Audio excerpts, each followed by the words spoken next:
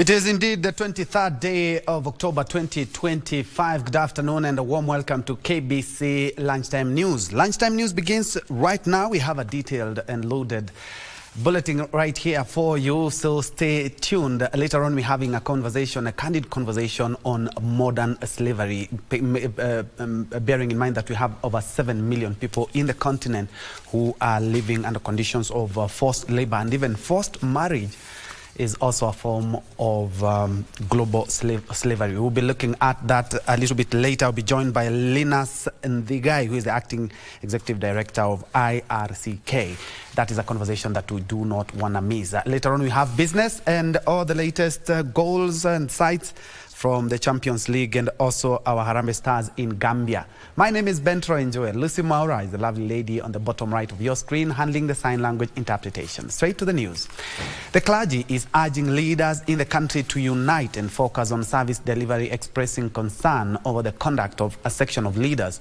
Speaking in Kisii, National Presiding Bishop of the Pentecostal Church of God, Jeffrey Nyatuka, and his counterpart Bishop Robert Nyamwange implored leaders not to divide the country along tribal lines, but address the challenges facing Kenyans, especially in the health and education sectors.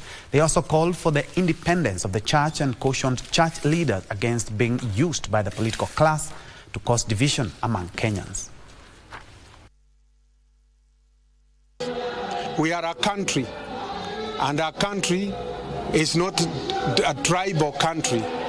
It is a whole country which is called a nation. And so this nation must think what we are going to do, all of us, in order to see that our schools are working, our hospitals are working, and there is no hatred among ourselves, but unity and moving forward with the work which we were called to do. And I want to pray for the police and the other people who are taking care of Kenya to know that we are also Kenyans like them. We have the flesh, and we eat like them. Some of us cry like them. And so let's honor one another. And as we transit to 2027, it is my appeal that let us consider the nation first. There comes a time when the nation is more important than an individual. Appeal to our politicians that cool down your temperatures. They have gone too high, and yet 2027 is far. An appeal to the voters, please register as voters. The only cane you can give the politician who is not right is to register.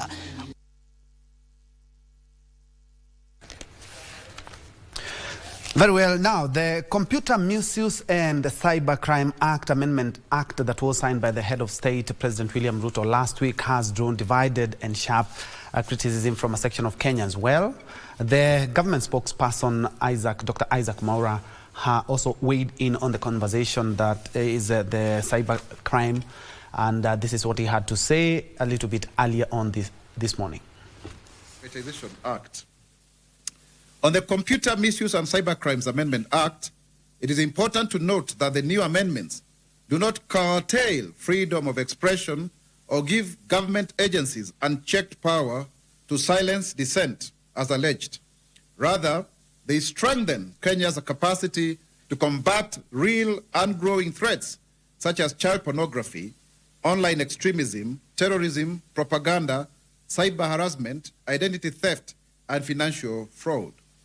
The power given to the National Computer Crimes Coordination Committee to render a website or application inaccessible is subject to proof that it promotes unlawful activities, and any such directives is subject to judicial review in accordance with Article 47 and 50 of the Constitution on fair administrative action. This approach mirrors international best practices where governments have enacted similar frameworks to protect citizens, especially children, from harmful and extreme content. Let me repeat that. To protect citizens, especially our children, from harmful and extremist content. The government therefore reiterates that the freedom of expression and media and Article 33 and 34 remains intact, subject only to limitations prescribed by law in the interest of national security, public safety, and morality as an African nation. On the Wildlife Conservation and Management Amendment Act, the law expands the compensation framework for communities living near marine areas by including attacks by...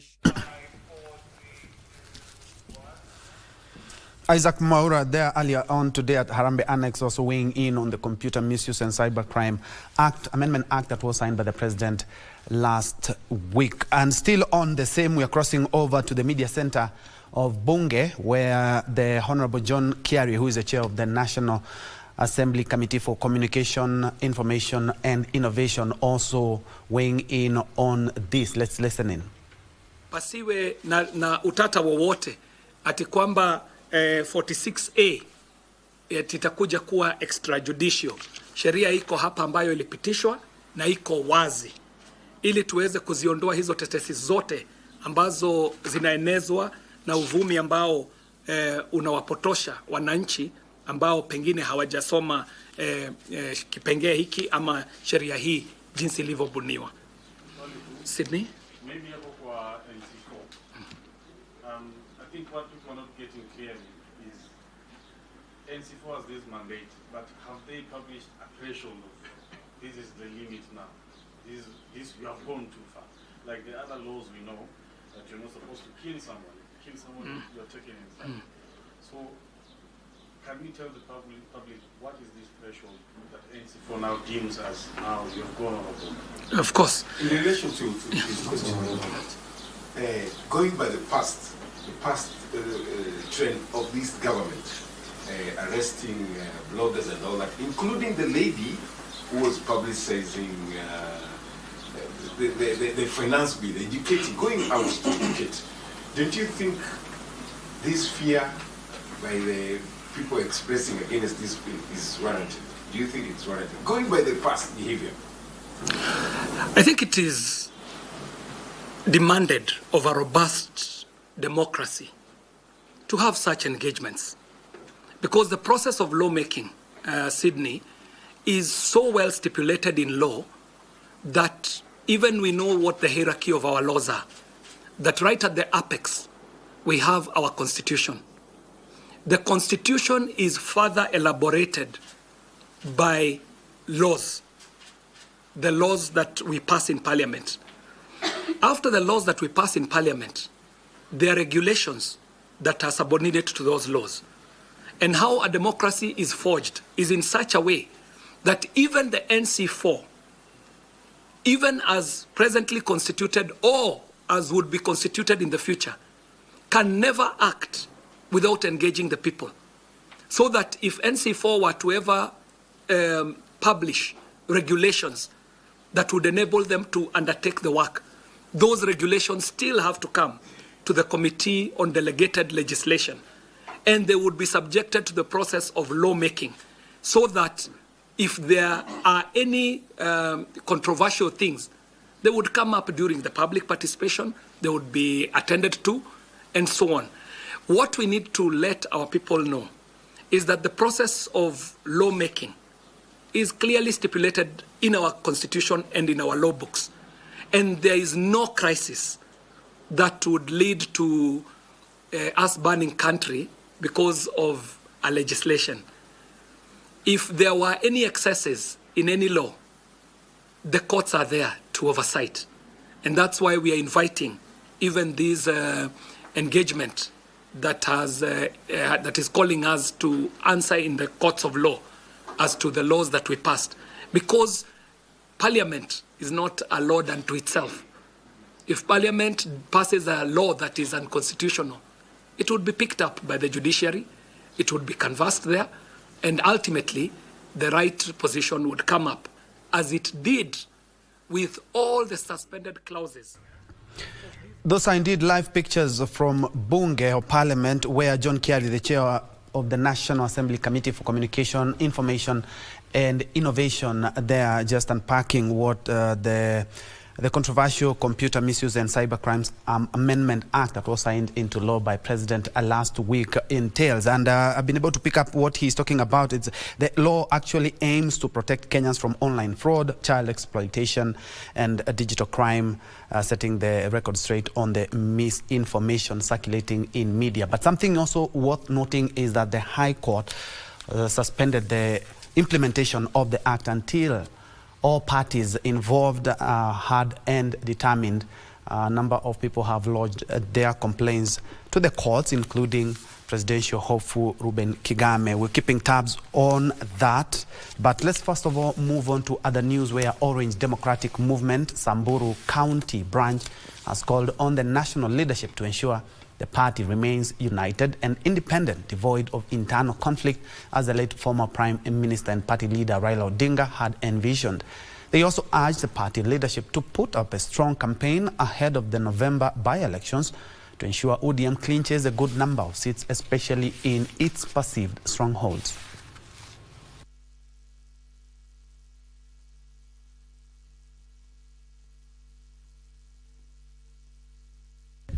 Nataka kuambia nyinyi tushikane, mshikane mkono. Ndio maana kama mlikuwa mnapenda baba, msiende kusambaratisha chama. Tushikane kama wana Kenya, wana ODM, na tukue pamoja. Tuwe sasa, hata hiyo kifo ya Raila imefanya sisi tena tuwe na nguvu ya kuendelesha ODM. Ili ODM ile kama tunataka kufurahi sana, next government go ODM form. Nataka kuhimiza tena zaidi kuwa tuendelee tufanye kampeni ya amani, na bila shaka mimi nataka kuhakikishia wana ODM, manake siku mbili zilizopita nilikuwa na viongozi wa ngazi za juu wa chama na niliwahakikishia hawa kuwa hiki kiti kwa mapenzi ya Mwenyezi Mungu tunaishukua.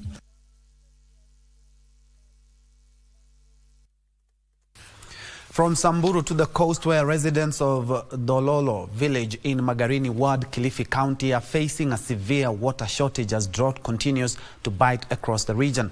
Locals say they are forced to wake up before dawn and trek for about 12 kilometers to fetch water from a well in the neighboring Kabicha area.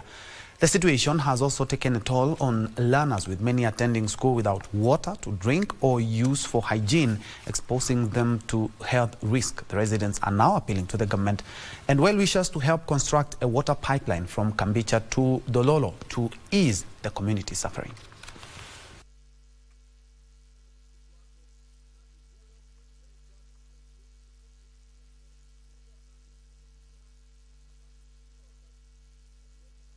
Tukipata kufanyiwa pipeline kutoka hapo Kambicha tukiletewa Dololo hapa shule, kwanza hapa shule tutashukuru zaidi, sababu watoto wetu watakuwa wanakunywa maji, kwa sababu sasa hii mtoto akikunywa maji nyumbani anashinda na kiu mpaka jioni aje akunywe maji nyumbani tena. Maisha kule Dololo yamekuwa magumu sana, hivyo wanahitaji msaada. Watakapopata pipeline ya kilomita 12 kuwafikia, watakuwa wameweza kusaidika.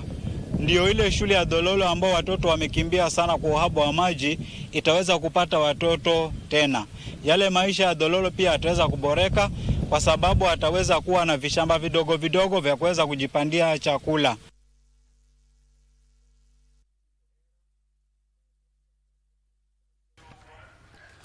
Elsewhere, the Senate Health Committee has raised concerns over the deteriorating state of a section of health facilities in Kitui County that is characterized by, among others, congested wards where patients sharing beds and broken equipment.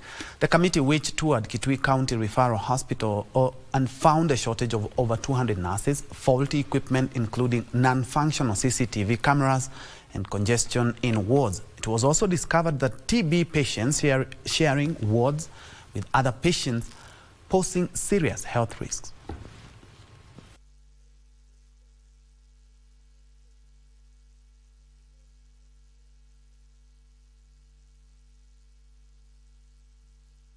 Discussions that we've had with the daktari and the CEC, chief officer, watu wa finance, hata wao wamejionea.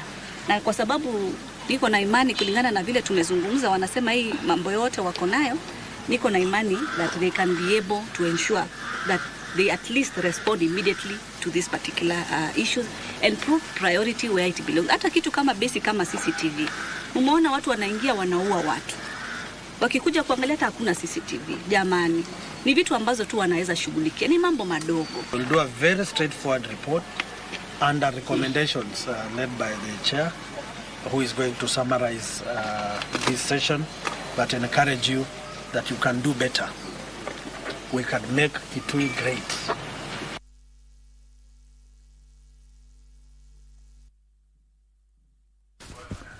And still on health, as the world marks the Breast Cancer Awareness Month, a section of oncologists has urged Kenyans to prioritize regular cancer screening for early treatment.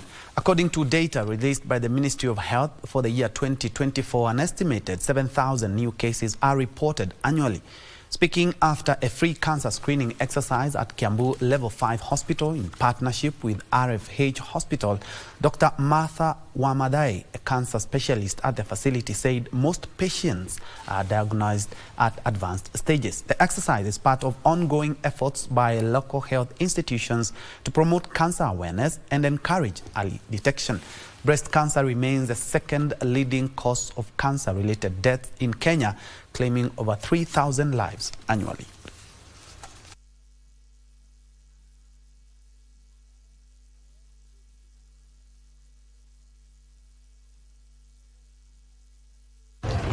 Kona stage 5, stage 1, 2, 3, stage 0, 1, 2, 3, 4.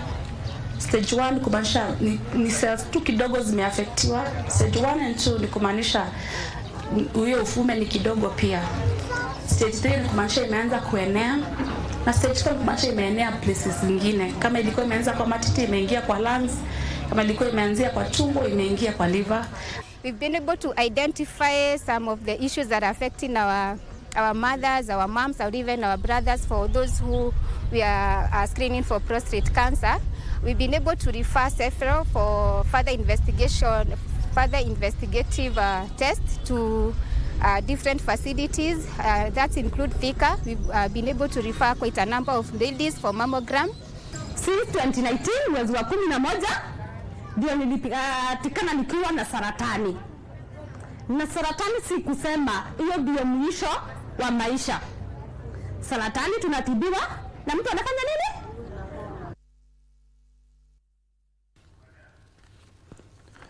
Very well, and that reports, we now change the conversation to transgenerational conversation that have been spearheaded by the National Cohesion and Integration Commission, NCIC, also in partnership with the Kenya Broadcasting Corporation. And my colleague, Abdiaziz Hashim, is on that trail and joins us now to give us just more on what to expect when it comes to this conversation. Abdi, if you can hear me, good afternoon, a warm welcome.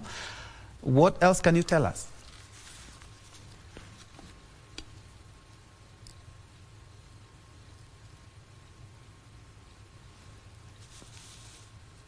The transgenerational conversation, the fifth of its kind, will be held at the Kibaoni Social Hall later this evening from 7:30 all the way to 9 p.m. We have been conversing with the residents here in this part of the country. They are clearly eagerly awaiting for those conversations and are waiting to talk about some of the issues that are dogging not only the youth, so that they can form a bridge between them and the older generation. And remember, this is a conversation that was kick-started by the National Cohesion and Integration Commission, NCIC, in partnership with the United Nations Development, UNDP, as well as the Korean International Cooperation Agency, KOICA. And quickly, given that we're pressed for time, I want to talk to the locals. If you can see on my right, my cameraman can pan there. The locals are here in Kilifi Beach, where they're trying to, of course, make a living. But want to speak to the locals here, just one of them, to tell us the importance and the significance of this particular exercise as they do their businesses. You can see some of them are doing their businesses, given that Kilifi County contributes a lot when it comes to tourism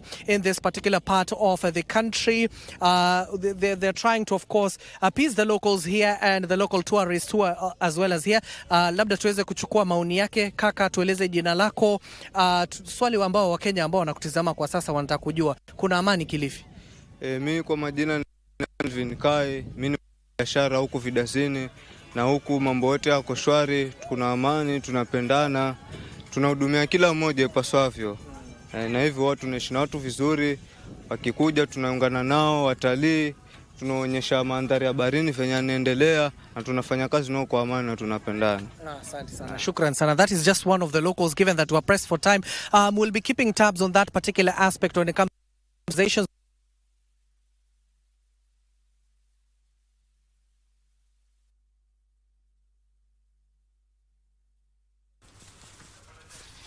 We do apologize for that technical hitch there, but that is my colleague Abdiaziz Hashim, who is in the county of Kilifi.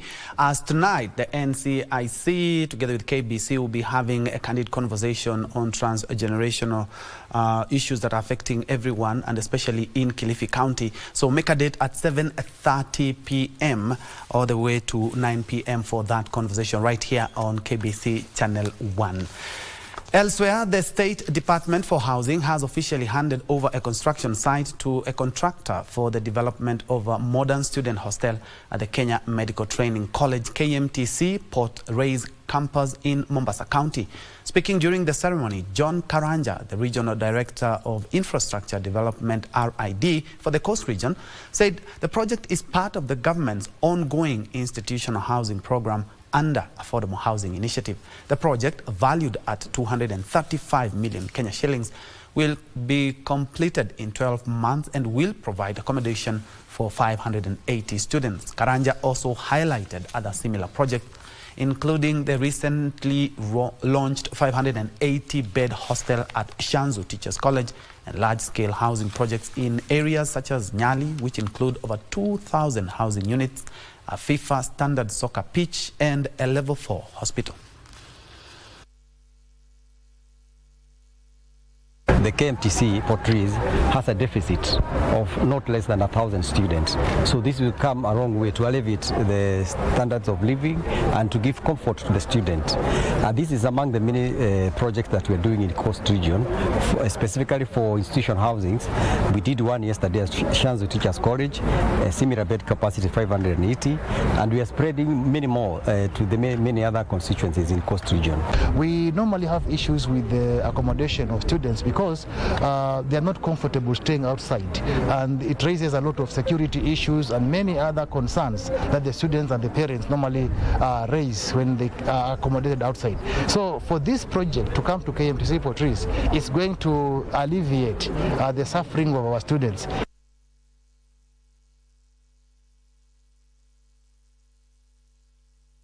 Elsewhere, residents of Kibuline in Imenti, East Meru County are living in fear after elephants from the neighboring Lower Imenti forest invaded their farms at dawn, destroying crops and threatening lives. The farmers, who rely entirely on agriculture, say the invasion left them counting heavy losses.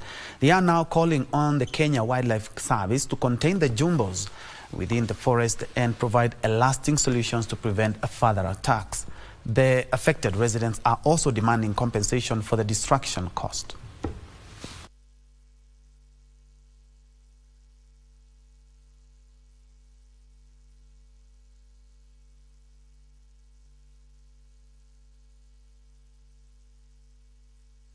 Onrofu walikuja asubuhi, waliharibu avocado, miembe, pia machungwa. Na maembe tu yalikuwa kidogo sana, lakini nini avocado ilikuwa mingi, kuharibiwa, hata kumwagwa, kuvunjangwa, na mishungwa, hata mishungwa yenyewe ilimwagwa chini yale mengi. Actually wamefanya uharifu mkubwa kwa aina ya maembe, madizi. Yenyewe silipiti hata kwangu, lakini kwangu hakuna kitu kwa shamba saa hizi. Sasa imesumbuana na watu hapa sana. Officers wa KWS hata sasa wako nazo saa hizi hapa kwa shamba ingine iko hapa chini, wanajaribu kusipukuza. 25 minutes past the top of the hour, you're due for a fast break, but when we come back, we still have more news, including the interview I informed you in regards to ending modern slavery a little bit later on.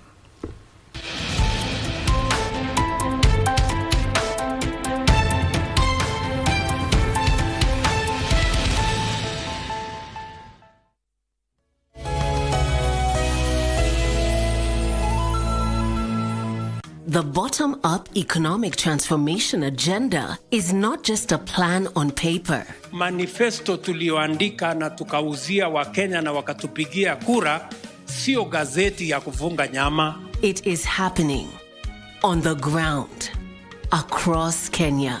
Enda subabogi Moriega Jodhurwa untie Mogani Hamjambo. In agriculture, Turkana wameamkia mambo ya ukulima sasa. On our roads, lami black anaingia hapa anagausha hapa, wacha bana. In health, all our patients are in SHA 100%. In housing, kutoka nyumba za mabati kuleta nyumba kama hii ya ghorofa ni kitu mzuri sana. In our markets, umetukumbuka sisi mama mboga, shida zetu umezitatua, and so much more. It's a good thing the government inakuja mashinani na this is all what we have been requesting. This is transformation. This is impact. This is delivering the plan. Every Friday on KBC Channel 1. Ng'ombe shavikamua na ilivyo kawaida, ng'ombe akivizikia mguu malishoni sharti arudi zizini. Kazi yako ni nini hapa? It's not your father's office and not even part. Wewe utanipa heshima zangu, utaniheshimu na uniite baba. He doesn't love you, he's just playing around with you. Kama hanipendi, kwa nini endelea kuchunguza maisha yake ukijapo ofisini mwake kila wakati? Ni mbanda wewe mwanamke, utachunga wewe.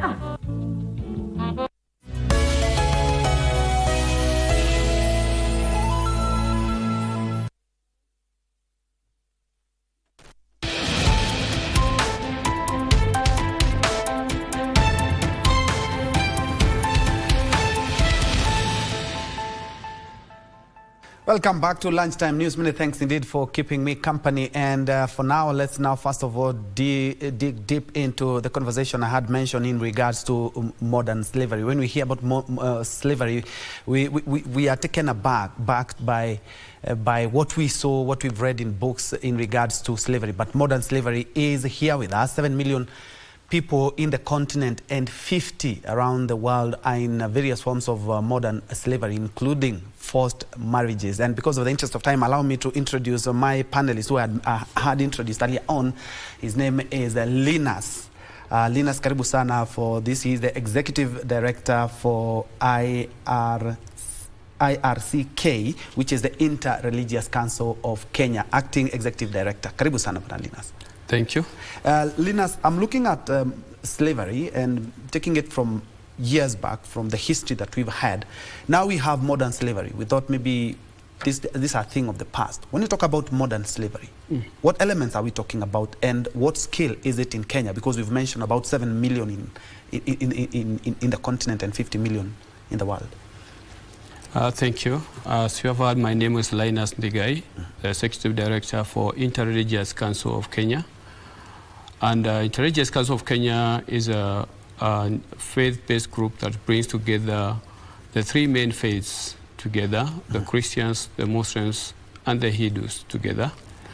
And as a group led by religious leaders, our involvement in reduction and elimination of modern slavery is a core from within ourselves. So in simple terms, when we talk of slavery, we are talking of conditions where someone is put in certain condition and they are exploited with little or no ability to get out of that situation. So as you have said correctly, globally we have over 50 million people who are trapped under modern slavery.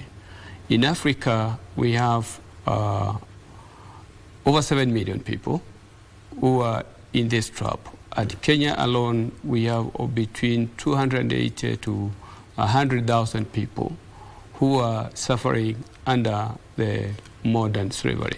So as you have asked what modern slavery is, and I've said that it is a condition that people are put into, either they are tricked into that situation, they are coerced, or they are forced into that situation.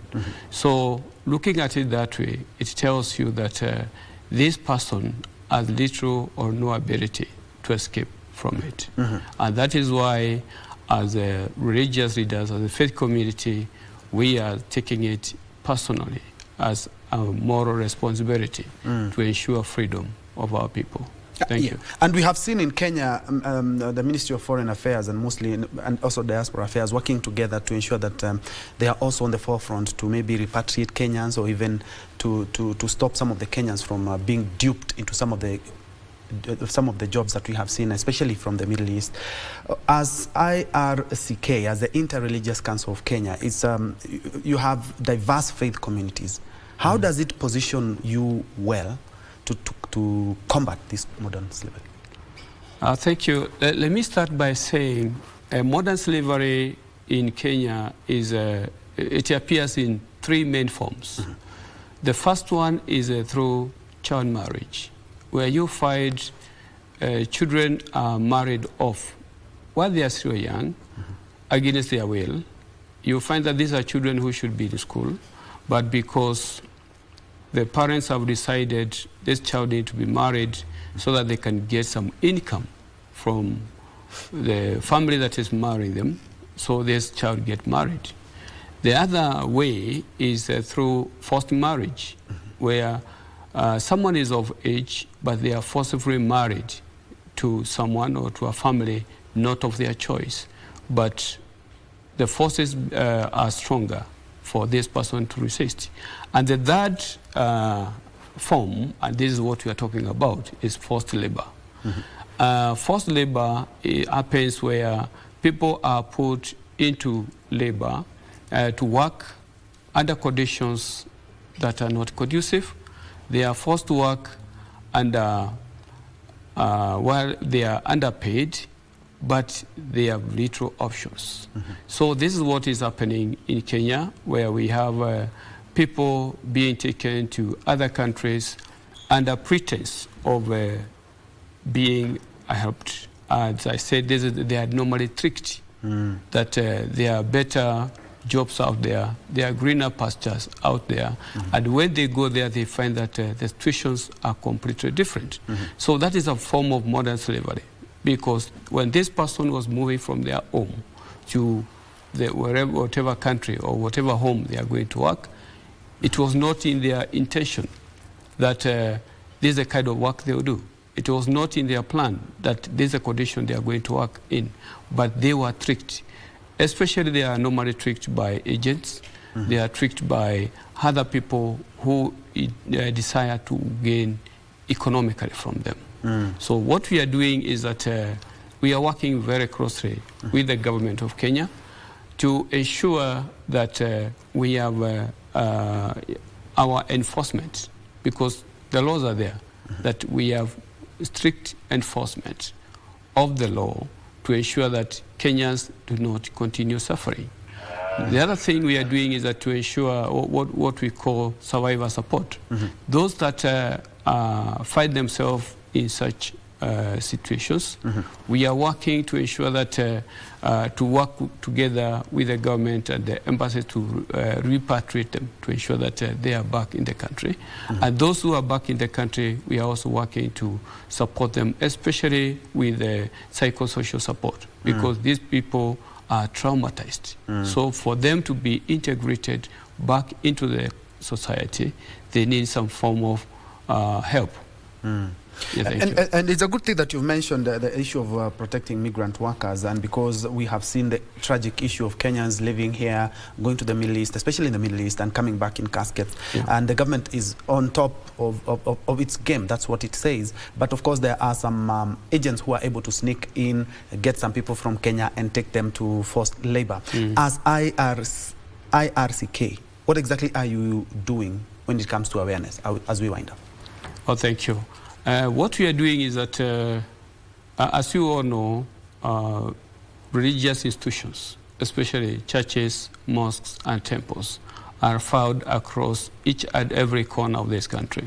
They are found in places where you may not even find the government, but you find a church, however small it is. So what we are doing, we are approaching it through what we call congregational model, We are empowering, we are creating awareness among the religious leaders who are then mandated to go and create the same awareness using congregations. So we are using the congregation model to empower our people who then trickle down this information to communicate, especially to the young people, on how to identify scenarios of modern slavery, how to escape it. And basically the key information we are giving is that once if you happen to find yourself being tricked into such a scenario and you have not traveled out, if your instinct tells you this is not right,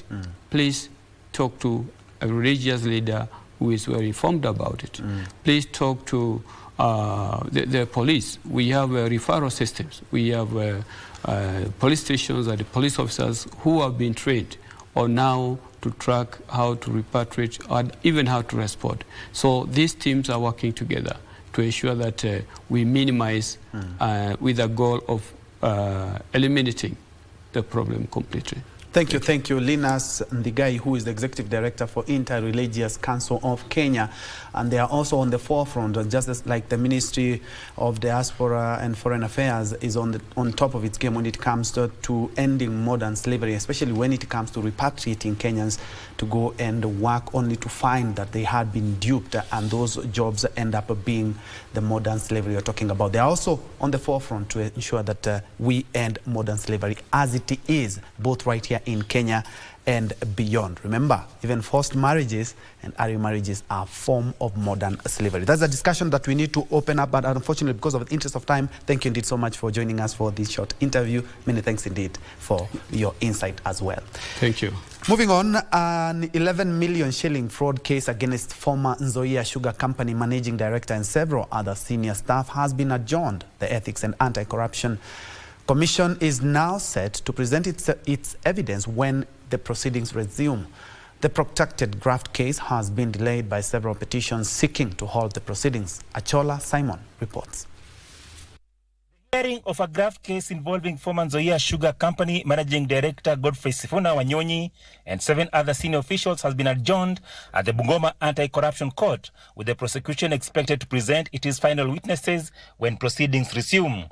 The case, which has dragged on since 2017, revolves around the alleged embezzlement of 11 million shillings from the struggling state-owned miller.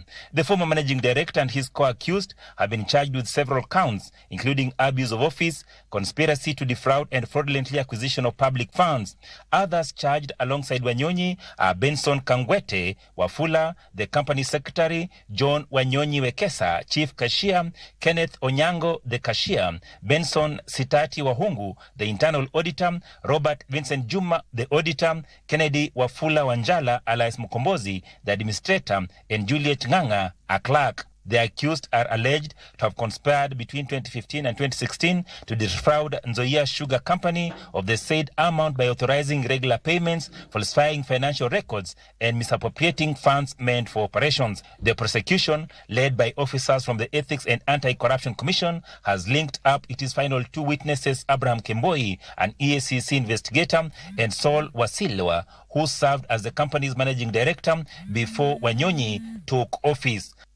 Both are expected to shed light on the financial transactions and internal audit reports that allegedly exposed the fraud. The matter was delayed for several months following numerous applications filed by some of the accused seeking to stop their prosecution. Considering the issue of indisposition of counsel for the 1st to 5th and also the 7th accused person, and further considering that the prosecution would not have closed its case today, I will exercise my discretion and grant the application for adjournment.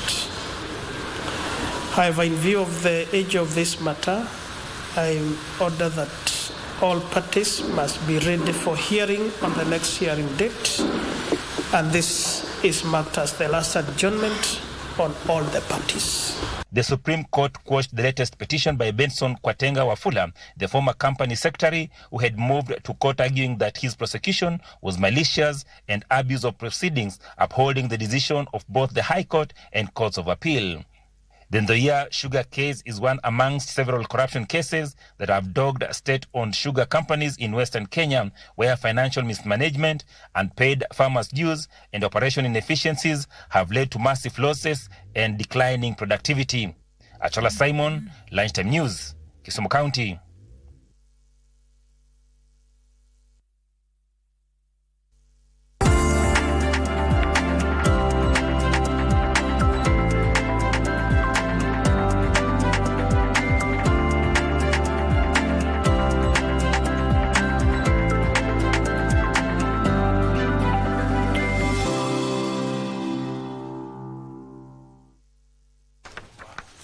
Time to do business. Plans are underway to operate an immigration office in Kilifi, which is expected to, among others, facilitate issuance of passports.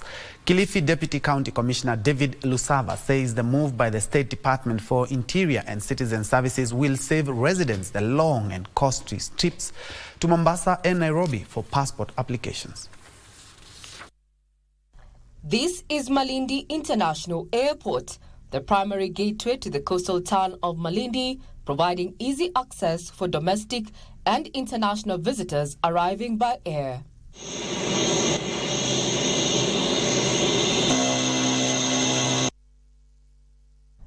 This is Malindi International Airport, the primary gateway to the coastal town of Malindi, providing easy access for domestic and international visitors arriving by air.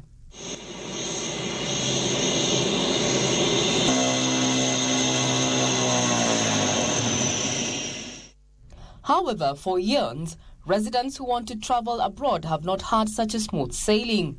Serikali kupitia Ministry of Interior, Immigration, tuna hivi karibuni tutafungua ofisi ya kutoa passports hapa Malindi.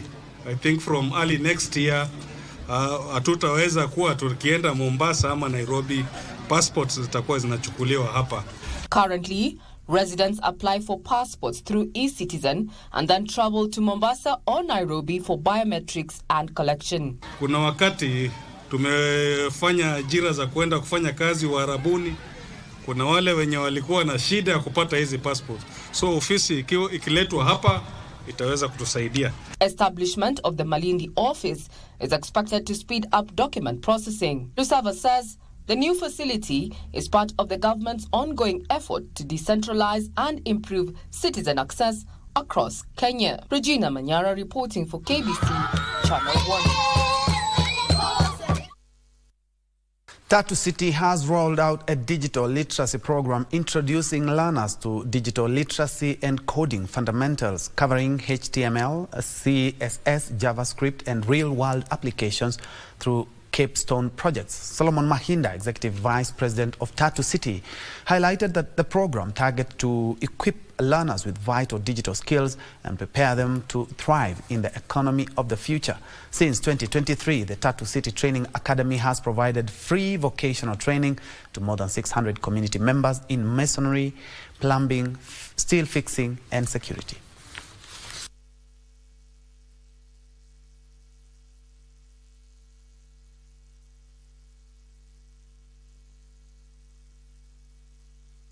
Today we are launching Tatu City After School AI program. As at the same time we are graduating our first cohort of student graduates who have undergone the same program for about 13 weeks, about 2 months, and give them another scope, another view, another perspective of the digital economy and the digital world and the opportunities out there. And with this knowledge, they have been able to build websites, a number of websites. This is very lucrative, especially in the digital world that we are getting into. And it's also important for them to learn these things now because it opens up their minds to different career options that they can pursue. We can build our own AI solutions. We can build AI, systems that are able to solve our problems so that we don't depend on systems that are coming from, the international market to solve our local problems.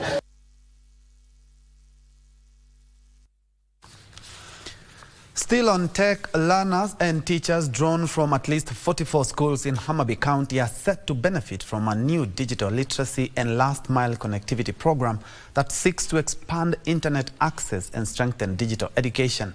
The program focuses on building the teachers' digital capacity, supporting CBC implementation, and promoting online safety and child protection for learners and out-of-school youth. The program will also extend internet access to nearby communities for business and social development to bridge the digital divide in rural areas of Homa Bay.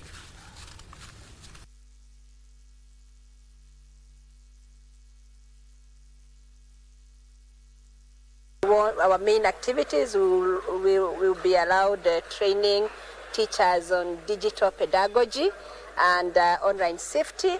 And we'll also be targeting our learners in spaces of peer-to-peer dialogue sessions to ensure that they are all equipped, because in today's society, everyone, and especially our learners, need to acquire what we are calling the 21st century skills. The paradigm has shifted, that now we have to move to digital literacy.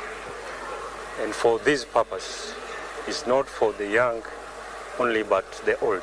Everyone needs to move to be digitally literate to make any meaningful living within the development space. We also believe in working together with the community. We'll be holding a lot of community dialogues, because we may not know the details of the challenges within the community, but we'll rely on the communities to tell us what the challenges are so that we can deal with them.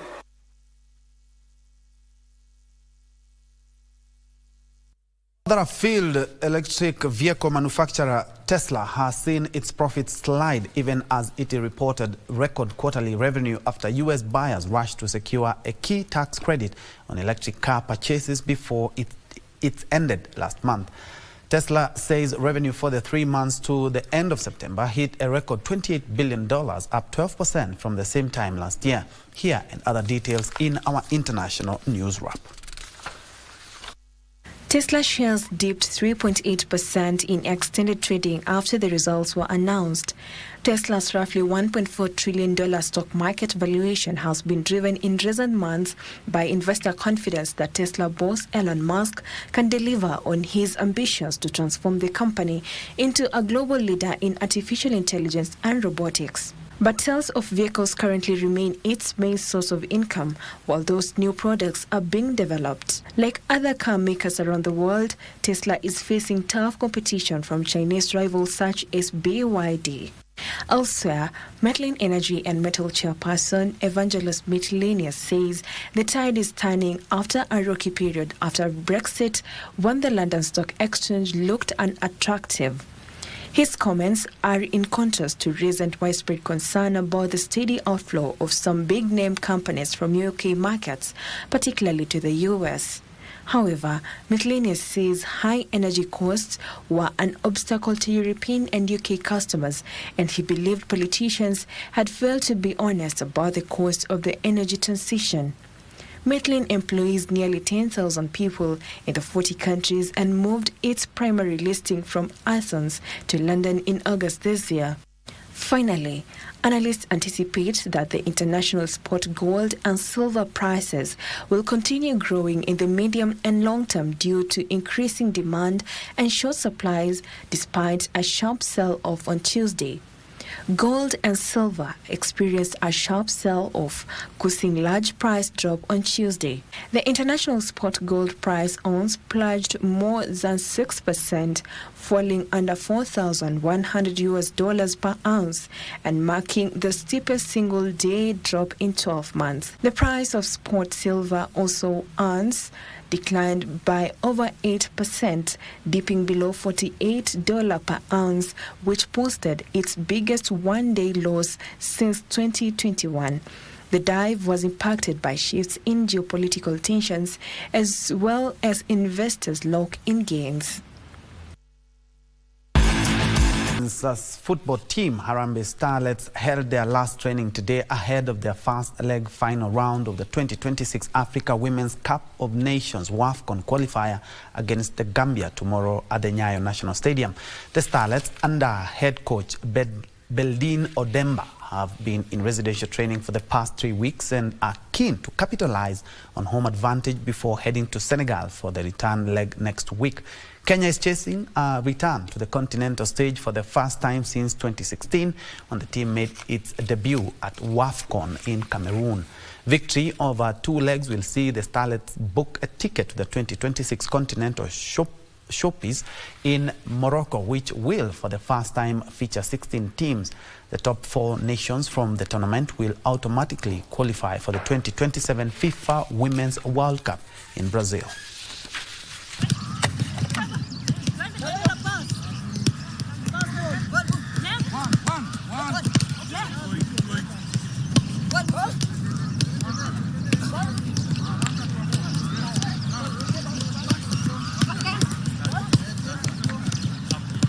Yes. Okay. Uda. No. Give pass. Give pass. Look away. Correct way to pass. Now to UEFA Champions League, where Chelsea thrashed Ajax, the Dutch team, at Stamford Bridge last night in the UEFA Champions League phase, thanks to teenagers Mark Guiu, Estevao Williams and Tyreek George's contribution, which saw them write their names in history books. 19-year-old Mark Guiu went into the score sheet fast in the 18th minute before Moise Caicedo doubled the lead after 9 minutes. 19-year-old Tyreek George finished off the scoring 3 minutes after her strategy, the consolation from Wout Weghorst. Bayern Munich climbed to second in the league phase standing after they beat Club Brugge 4-0. Luis Diaz and Senegalese Nicolas Jackson on target. Real Madrid to thrash Eintracht Marseille of France, as Athletic Club also came from behind. Vinicius Junior. Vinicius Junior.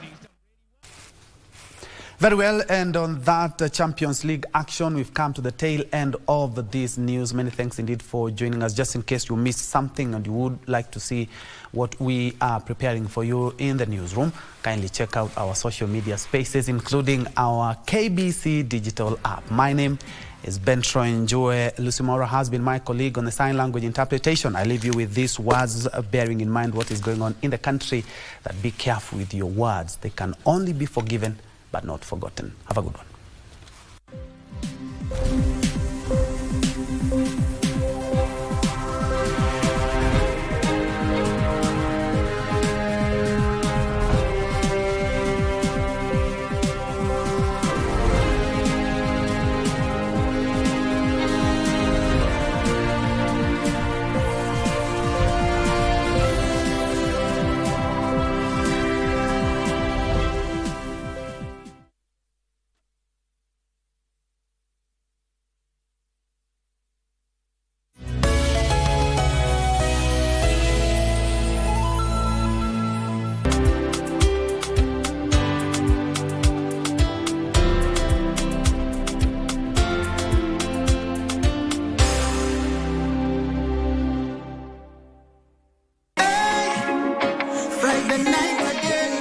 Greetings in the name of the Most High, Jah Rastafari. My good name is Marley Moses, the positive warrior, alongside... Yes, sir, DJ D-Rage, the baddest. Each and every Wednesday from 10 p.m. on KBC Channel 1 TV. Tunakuletea the biggest reggae party in 254 in a yard extra. Extra niceness of reggae music. Extra dose of entertainment. When the thing is nice, we have to do it twice.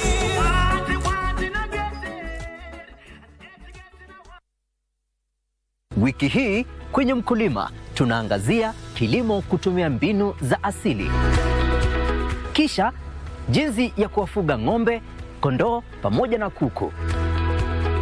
Hawa wanyama wako na challenges mingi pia. Kukua na wao inabidi ujipange. Kwanza majani, unafaa kuwa na majani ya kutosha, wanakula vizuri. Una make sure ni huko mahali wanalala ni kusafi. Alafu pia dawa ya minyoo unaipea. Kwa wakati after 1 month unaipea dawa. Tazama Mkulima kila Jumamosi saa 10:30 hapa KBC Channel 1 kwa mseto kamili wa kilimo.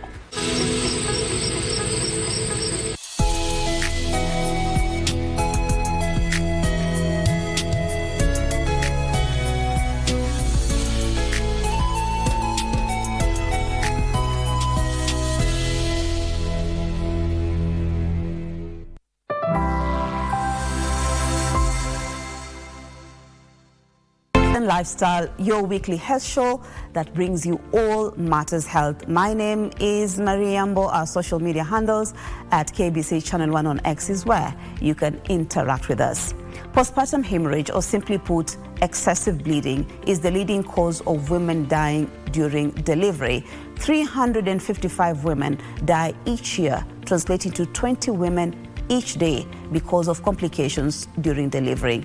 All that coming up in this program, but first, let's look at what's coming up. Coming up in this program.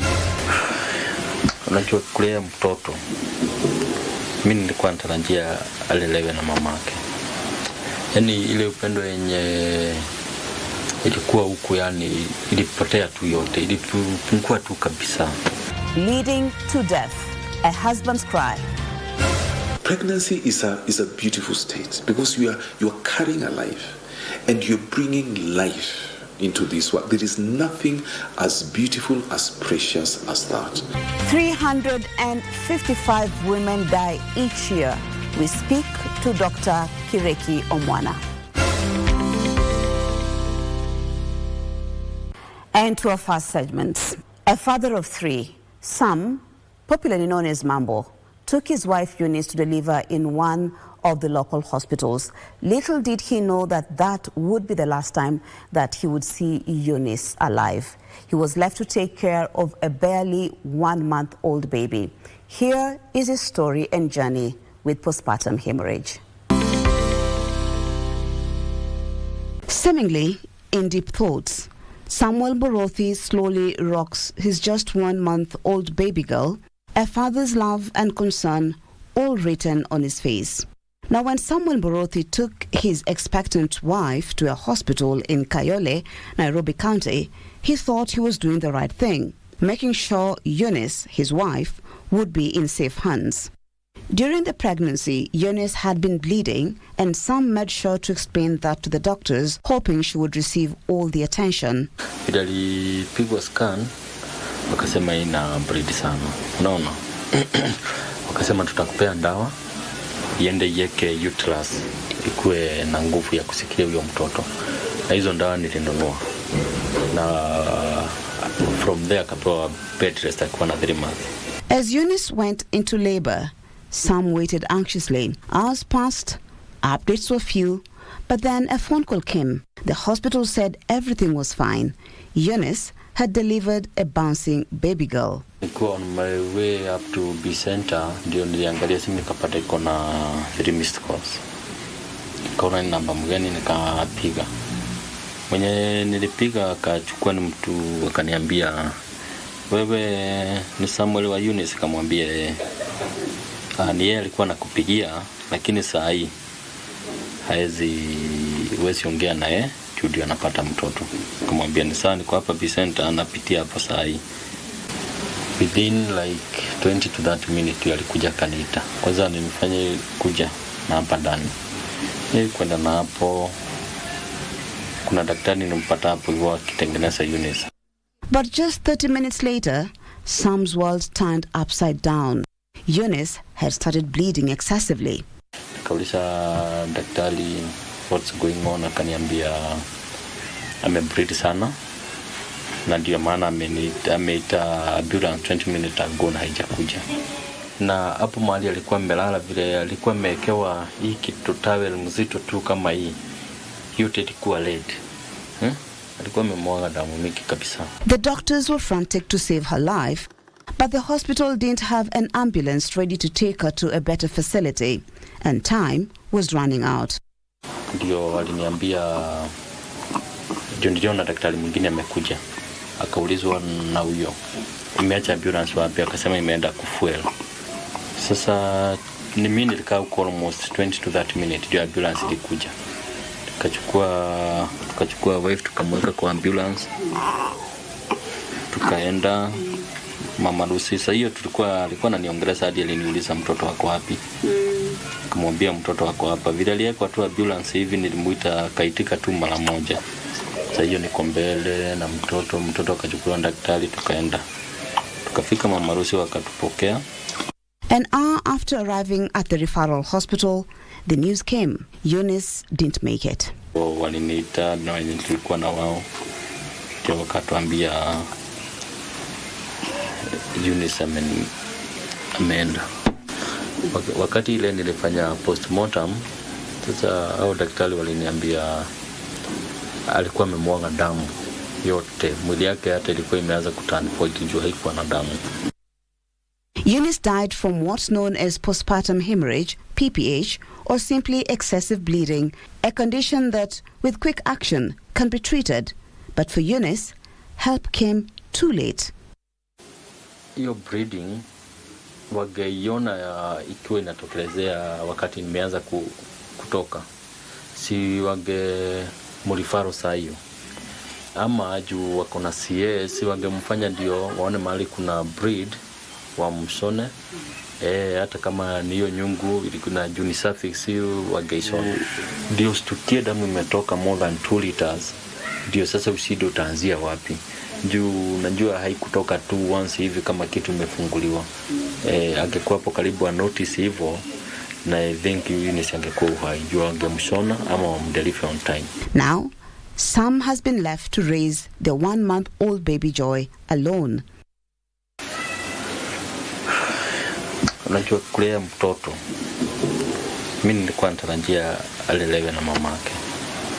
Yaani ile upendo yenye ilikuwa huku, yani ilipotea tu yote, ilipungua tu kabisa. Unaona kila lezi tuko huku tunapeana nguvu, lakini kuna kitu hakuna. Wale watoto wakikuja walikuwa wanakuja wanatarajia wanapata mamake. Mimi nikikuja saa hii nani ananipokea? Unaona maisha imebadilika kuanzia kila kitu.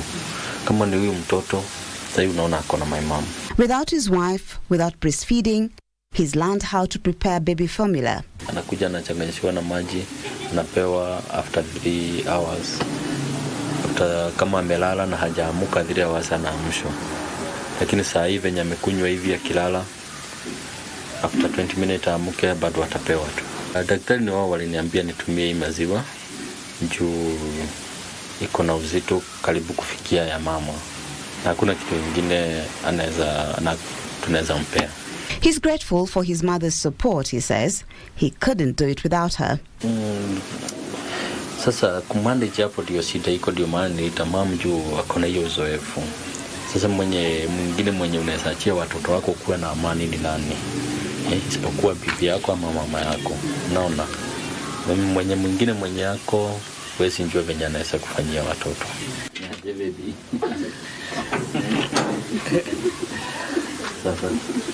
Sam is now a mother and father to the 3 children, and explaining their mother's death hasn't been easy.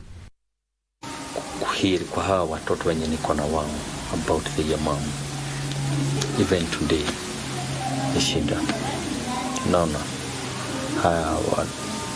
wakikuja tu hivi wanaweza nikumbusha niulize umekuja na mamu. Juu wao walijua mamu walienda hosi kupata mtoto alikuja na mama wako hosi. Unaona? Hata wakati wa kuona hiyo mazishi ama nini, wao wanajua mama hawezi kufa kwa hosi atakuja. For Tabitha, Sam's mother, Eunice's death has been just as painful. On this particular day, she says, her grandchildren had one simple request. Leo kwanza asubuhi watoto makienda shule mananiambia ati niombe na makikuwa shule maombe, makikuja makuje makuta mama yake hapa. Manawasha mimi nikilia. Unaona? Alafu na makaniuliza tutapee mtoto maziwa kwa nini? Na mama yako kuna nini na matiti yake, kama pia Mungu kama pia atakuja. Unaona, nikisikiria hivyo nikaona ni magumu sana Kwa ni kuuliza hiyo maswali gumu sana. She says her biggest wish is to support her son, to be strong for him and the children. Nimefugusa tu masosi, akiniona hapa, yani ataka uhai kidogo ama watoto wake. Msaidia tu akikuja akiniona ni kwa kweli na watoto ni kwa kweli akafurahi. Unaona? Lakini ni gumu sana. For some, the future is uncertain, but his focus now is on his children, keeping them safe and keeping Eunice's memory alive. Hawa ni watoto na Njue nawapenda na wananipenda. Nitajaribu kabisa nirejeshe ile furaha yenye walikuwa nayo, lakini ile furaha yenye naleta ni yenye tu bado nilikuwa nawaletea, ya mama wao hakuna. Unaona? Kwa hivyo siwezi make any step to move on. At least nione ati hawa watoto wamegrow kiasi, na yeye amekuwa mkubwa kidogo, lakini saa hii hao watoto wakitoka shule hivyo ingia hapa hivi uone mtoto akihusunika, unasikia vibaya kabisa. Huwezi taka hata kuongelelea anything about them. Hiyo ni kitu inanifanya nikae nikiwa bitter. A life lost too soon, a family forever changed, and a father left picking up the pieces. Still reeling from his loss, he's calling for those in charge of healthcare to be more accountable and more human. A loving family there, you can see, and we hope that Sam will get all the support that he needs. Of course, his mother is there to help him take care of the baby. And on that note, we want to take a break, but we'll be back with much more to understand what is postpartum hemorrhage, or simply put, excessive bleeding.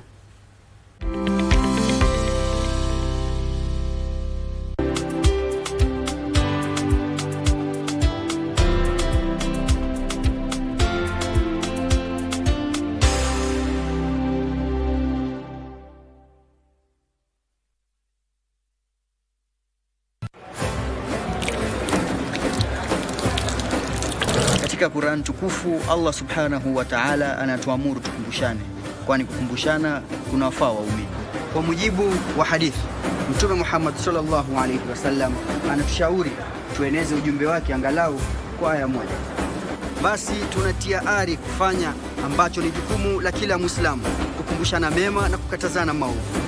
Tunakuletea mawaidha za mashehe, wataalam, maustadh, madrasa, makala spesheli na Okti Fatuma Yakub, mafunzo na historia za mitume na maswahaba, na burudani kupitia nashid na wasifu za munshid. Tazama ukumbi wa Kiislamu nami Alishe kila Ijumaa saa 9:30 katika KBC Channel 1.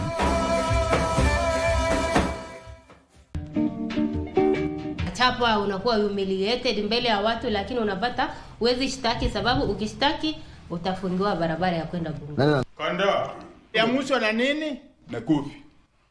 Na katika ulimwengu ya kiroho, unajua litwangwa hiyo kofi ni Mikaeli.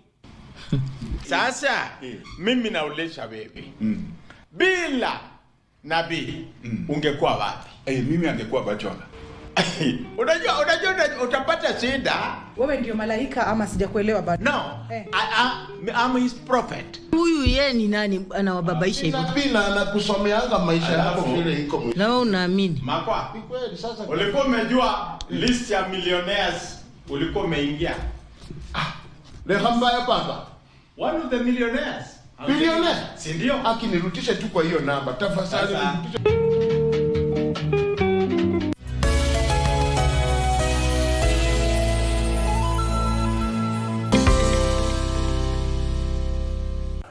Thank you for staying with us. We now want to dig deeper. We want to talk to Dr. Kirekio Mwana. He's an obstetric gynecologist. He starts by explaining what postpartum hemorrhage is and what causes it.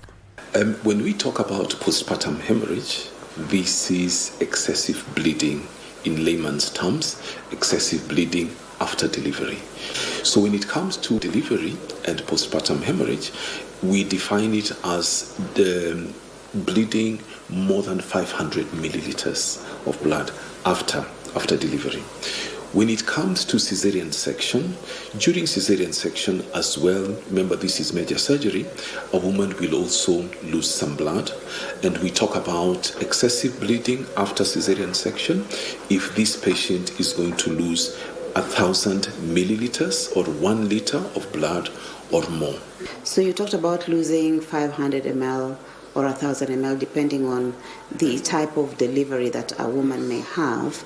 But how then do you determine, at what point do you determine, is it like, does it take hours?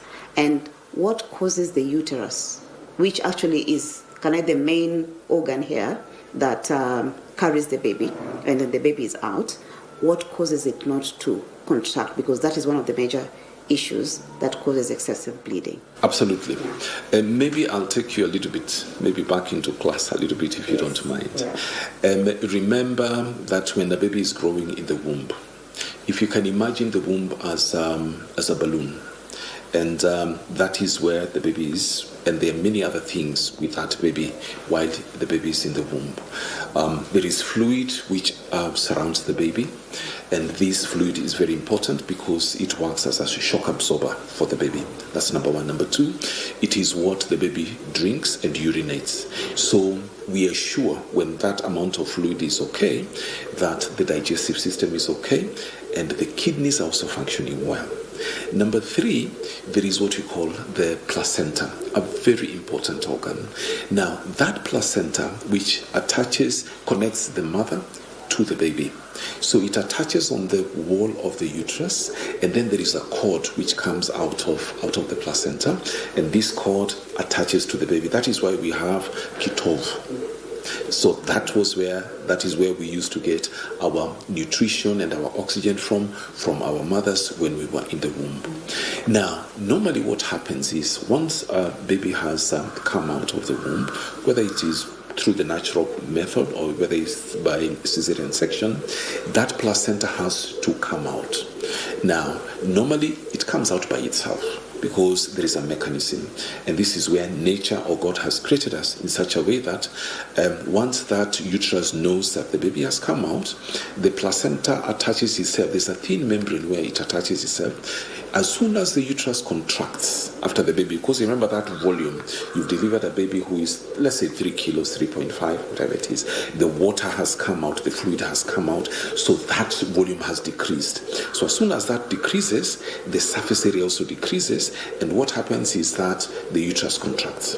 And as it contracts, that placenta detaches itself, and remember there were vessels which were coming through where to the placenta, and it's through these vessels where the blood was coming through with the nutrition and the oxygen and so on. So those vessels, as soon as the placenta comes out, they are open, but as soon as everything has come out, there's that contraction. The contraction of the muscles of the womb will actually close these vessels, so the bleeding will stop and the placenta will come out. Yeah, so the placenta is also another very important organ. Correct. When it comes to pregnancy and the delivery of a baby. And the placenta is supposed to detach itself the minute delivery happens. And that doesn't happen for every woman. So maybe you can talk to us about the dangers of that placenta not detaching itself.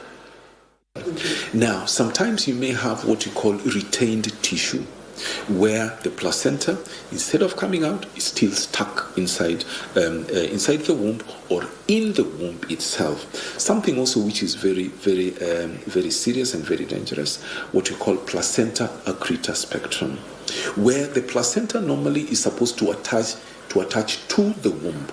It's not supposed to enter into the muscle of the womb.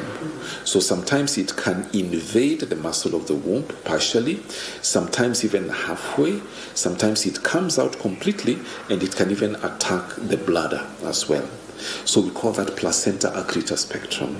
Sometimes you may have the vessels, big vessels, which are in front of the placenta, and this placenta is covering the opening where the baby is supposed to come out through what we call vasa previa. So all this is important. So if that placenta doesn't come out, the placenta has invaded the muscle of the womb, or it has gone into the bladder, this is also very serious, and that is why antenatal care is very, very important.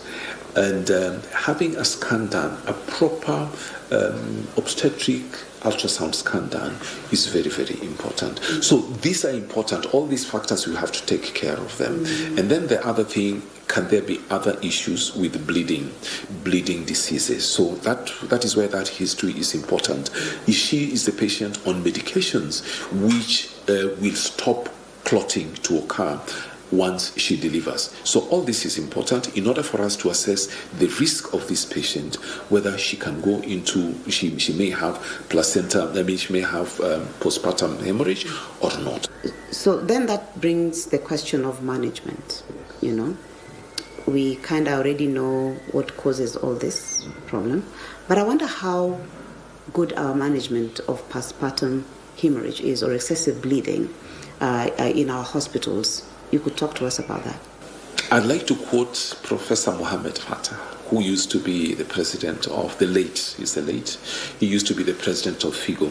He said, women are dying not because of diseases we don't know. We know what is killing our women. PPH, hypertensive diseases of pregnancy, sepsis, and so on. We know what is killing our women. But women are dying because we have not made a decision that their lives are worth saving.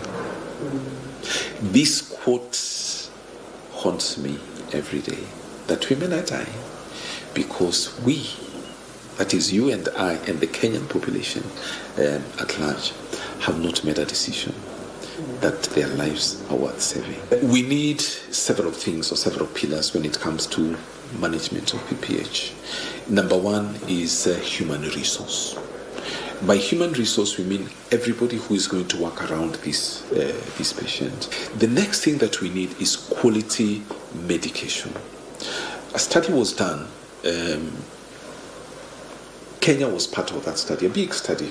Over 200,000 women, expectant women who delivered, were studied, and this was in Kenya, I think Tanzania, Nigeria, and it was called Emotive Study.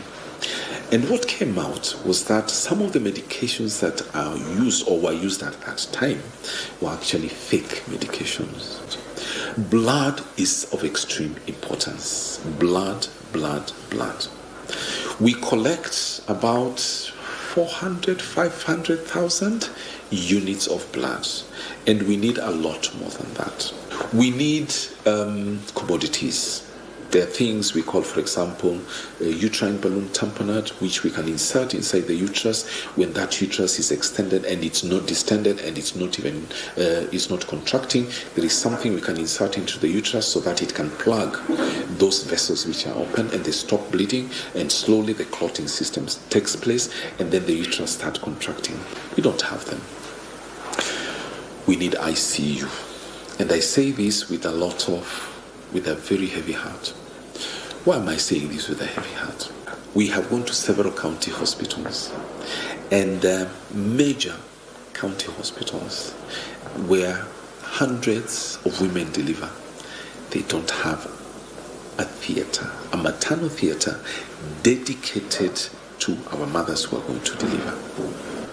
Those numbers are huge, We're talking about 20 women dying by the end of 24 hours. I mean, if it was an accident, a bus crash, car crash, it will be making headlines, but this is not what is happening right now. So that is the impact it has on the women. But there's the impact on the families. There's the impact on that man who's left with a child. And then there's the impact on that baby who never got to meet the mother, never got to feel the connection with the mother. Talk to us about that. The impact, the loss of this mother is to this child. First of all, there is no that love. Number two, it is well known, and it has been proven, that once a baby loses her mother, there is a cycle of poverty that is started. This cycle of poverty continues into the third and fourth generation. once you don't have your mother. For the men, apart from there's a psychological bit. Been married for X number of years, you have planned a future together, and then all of a sudden this partner is not there. Your wife, your sweetheart is not there. You are left with one baby, maybe two, sometimes three, or even four of them. Remember, you have to go to work. Remember, you have to take care of these children, not only economically, but also emotionally. It is a huge challenge. And we have cases of gentlemen who have lost their wives. And what they say is just out of this world. That they are not able to take care of this. How do you know? Mtoto analia, haujui analia nini, you know, and so on. So you have to get somebody else to try and help you to take care of these children. Or sometimes you just give them away until you stabilize. And, you know, and unfortunately, that's the very, very important part of emotional beat of their lives. So they end up now calling you, maybe your mother, who is their grandmother, becomes their mother. So you are actually sort of out of the picture and so on. So there is an emotional impact, there is a psychological impact, there is an economical and social impact, and so on. So it is bad. We've come to the end of the program. Thank you, as always, for your time and your company, and I hope that you've learned a lot in as far as postpartum hemorrhage is concerned, or excessive bleeding, some of the causes and even measures that you can take to ensure safety during delivery. My name is Mariambo, and on behalf of everyone who made this program possible, of course, the production team, Dr. Kireki Omwana, and also Sam for just sharing his story with us. Until next time, I'm Marie Yambo.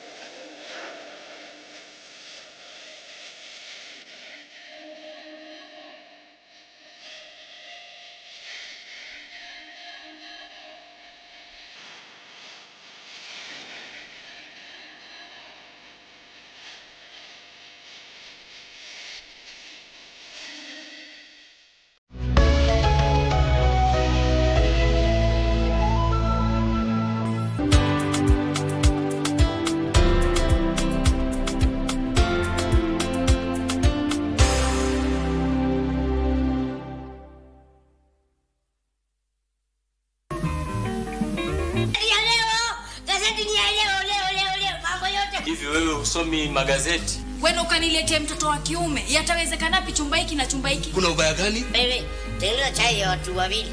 Fanya faster. Huyu amechoka, anasikia njaa, hana bwana, hana mume. Na huyu umesikia mwenyewe amesema hana nini jamaa. Sasa wewe kuja hapa. Huu mzigo unaachia nani? Nisaidie kwa muda tu. Unaachia nani mzigo? Lazima atatoka ndani ya nyumba, aende akafe mbele. Ni wajibu wako wewe Mkenya kila kukicha kuomba Mungu Kenya wewe vile ilivyo. Na mimi naomba sana.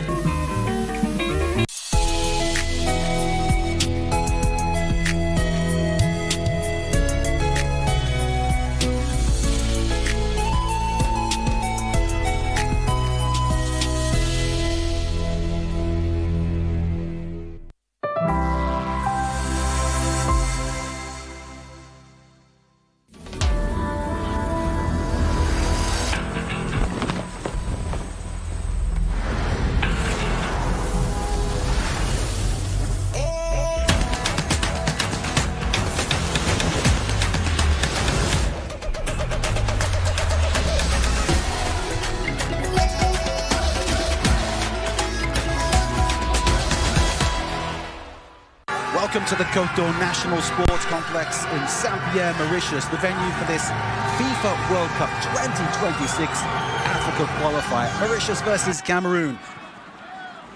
Cameroon now attacking down this left-hand side. They've got 4 players in the penalty area. The ball comes across, unmarked, and there's goalkeeper Giotto. Had to be really equal to that one, and great stop from him.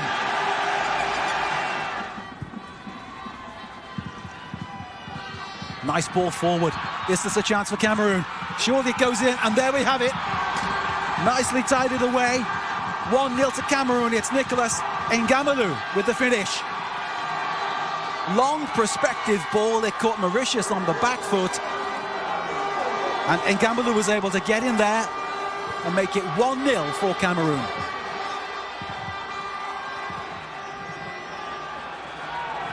for that option, perhaps, to the ball is crossed in. And here's a chance for... Oh, it was a shot right on target, and Onana really had to be at his best to stop that one. Great chance for Mauritius.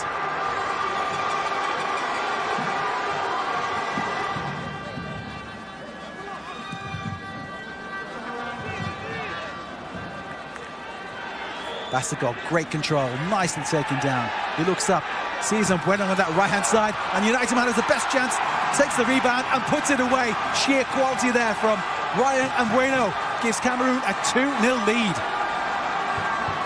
Wonderful piece of sweeping, incisive attacking there from Cameroon. The Cameroon fans in the crowd acknowledge that sheer quality from the Manchester United striker. And that is the final whistle blown by Tedros Mitiku of Ethiopia, bringing this game to a close. Goals from Ngalemu and Mbeumo. An absolute cracker in the added time gives Cameroon a victory by 2-0.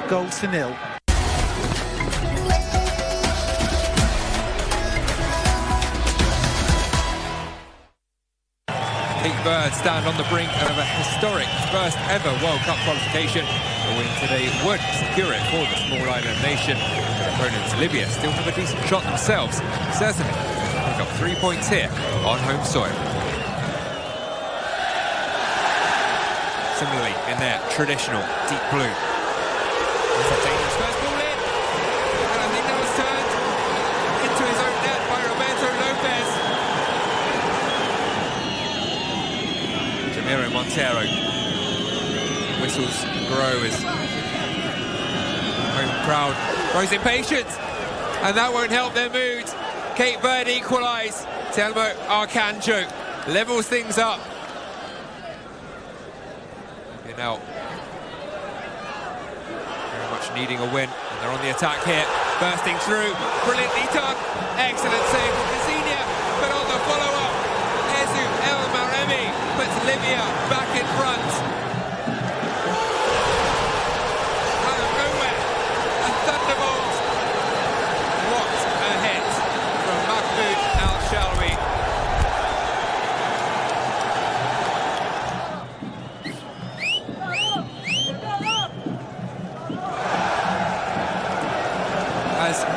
Absolute nightmare moment for Murad Al-Wahishi.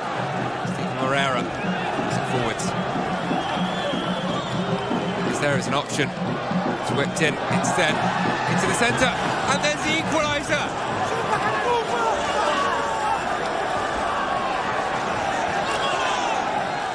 An astonishing 90 minutes of football in Tripoli. The Blue Sharks wanted to secure their first ever appearance at the World Cup finals. They'll have to go on and do it on home soil if they are to swim across the Atlantic.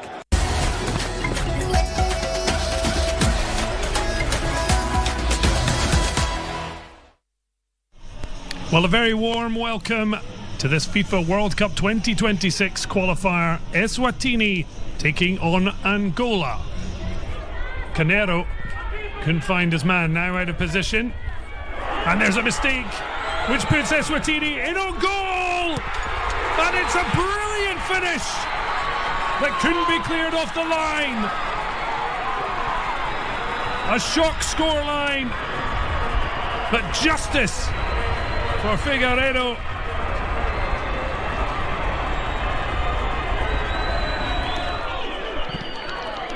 Just lacking in a bit of organisation at the back for certain.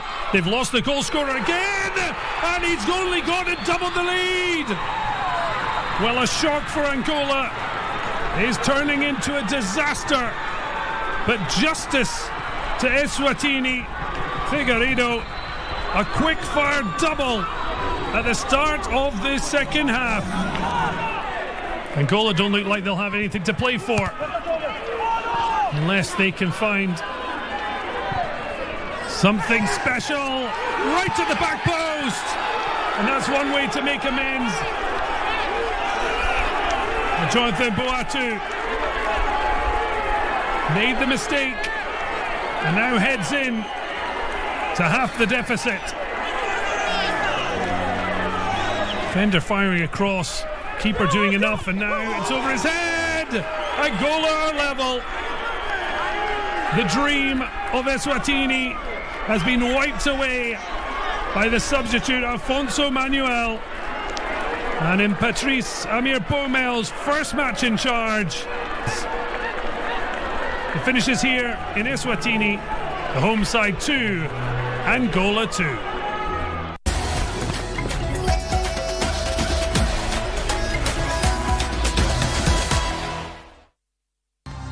With just 2 games to go, Sierra Leone and Burkina Faso both need a win here today to keep alive their hopes of being at next year's FIFA World Cup. An opportunity for Inde, great strike, and that's a superstar from Haji Sese.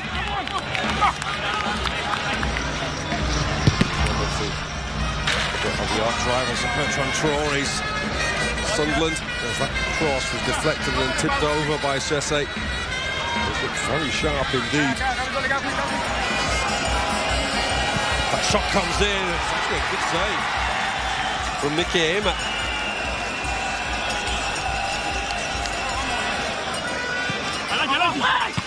Ball as well, it's in.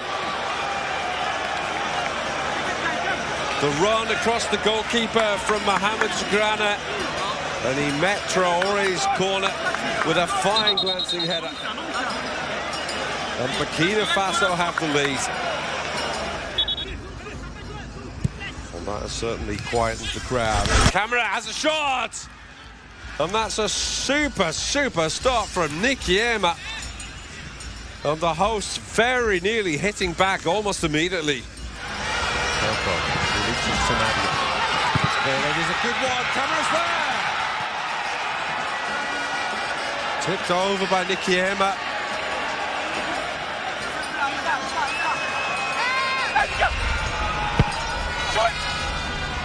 Deep ball. Danger at the back post. Kobo's there. Shot straight at Nicky Ema. Huge let off for Burkina Faso. Burkina Faso have done it. They've gotten the win that they were craving to remain in the hunt to finish as one of the 4 best runners-up. Egypt are on the cusp of a spot at the 2026 FIFA World Cup. A win today over Djibouti would punch their ticket to next year's tournament as winners of Group A with a game to spare.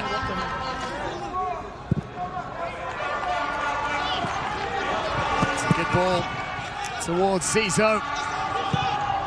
Zizo puts it in towards the 6-yard box, and this time the goal will stand. It's a terrific header. Ibrahim Adel buries it past Omar Mahmoud.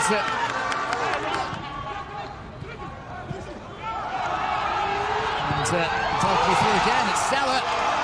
And he just pokes it past the goalkeeper. That's his 8th of the qualifying campaign. It's been a slow start at club level this season for Mohamed Salah.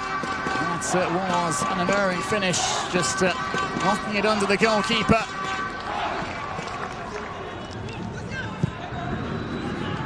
Salah swings it in, and it's off the post, the head of the follow-up. It's very nearly a second for Ibrahim Adel and a 3rd for Egypt. Salah floats it in, and the keeper comes, doesn't really get there, and can they scramble it home? It's off the post.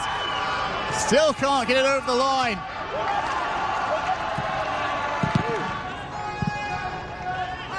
Matia towards Salah. First time finish. It's a terrific lob over the keeper.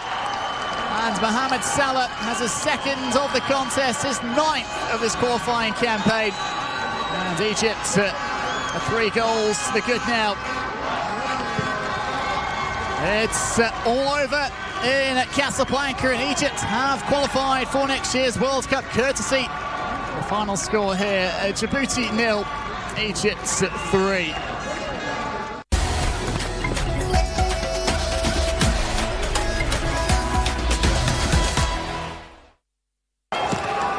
It's crunch time for Comoros and Madagascar. The stakes couldn't be higher for 2 Indian Ocean rivals in the race for World Cup history.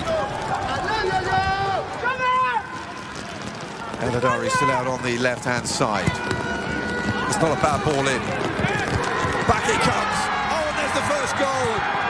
10 minutes on the clock, and it's Clement Couturier who comes up with a stunner of a goal that puts the away side in front in a game they have to win.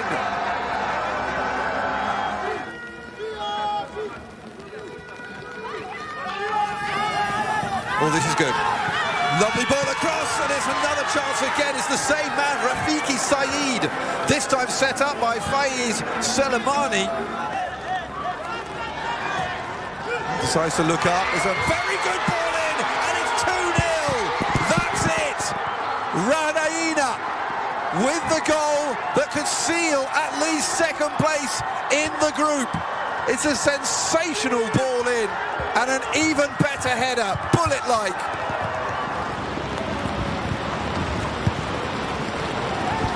Another decent ball in, and there it is! Right on cue!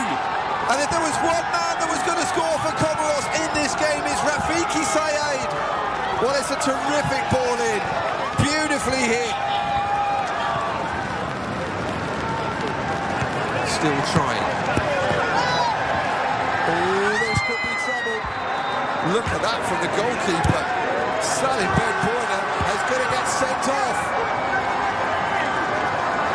Comoros are out of contention for the World Cup, but for Madagascar, they go into the final game guaranteed second place in the group.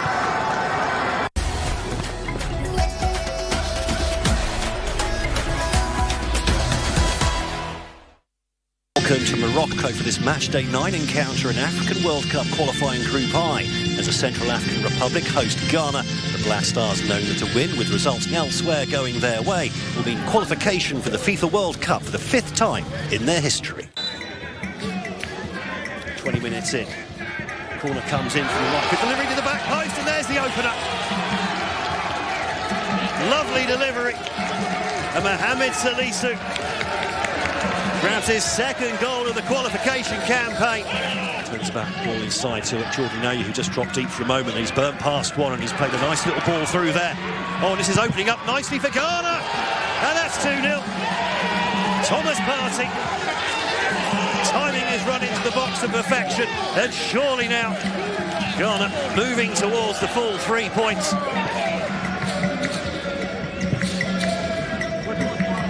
This comes into the back post. The header beats the keeper, and it's looped into the net. 3-0. 69 minutes in. The 3 points surely in the bag now. It's Alexander Djiku.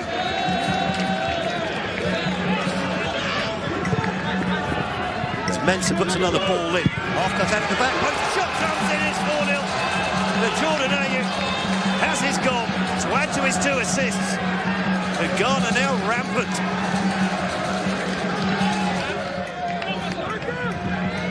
Be just for the losing spots, and now coming forwards here, and that's 5-0 for Ghana. The Black Stars rampant here. It's the substitute Kamal Sulemana. He couldn't miss from there, and he didn't either. 5-star performance from the Black Stars. They are top of Group I, within touching distance of qualification for the FIFA World Cup.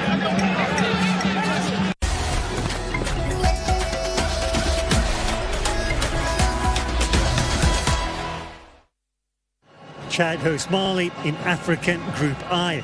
Mali must win to keep alive their slim dream of reaching the World Cup for the first time. Chad are already out. They're bottom of the group, but at home they'll be playing for pride. Nearly 5 minutes gone. Doumbia, lovely slotted ball through. Chance here for Mali. Doumbia, 1-0. That's the breakthrough. Appeals by the Chad defence. They fall on deaf ears. Good play down the left flank. Terrific burst of speed by Chad. 50-50 still with Lesau. Into the penalty area. They go all the way. Oh, double save by Samassa. Saving the day for the visitors, Mali. Mali on the attack is a great header. Great save, point blank by the goalkeeper and by Nasser. Chad are on the move. Danger into the penalty area. Kept his balance. Gomez scramble. Shot comes in. And again, saved by Samasa. Good overlap. Decent ball in. It might yet fall. It does. 2-0. That's the insurance goal they were after. And it's the number 19, the danger man, Kamori Dumbia. He gets his second of the game and his team's second. Against Libya. Here come the visitors. That's a terrific ball in. Great save by Naithem. My word. What a save. Final score here in the Chad capital. Chad 0, Mali 2. 2 goals by Mali's star player, Kamori Dumbia.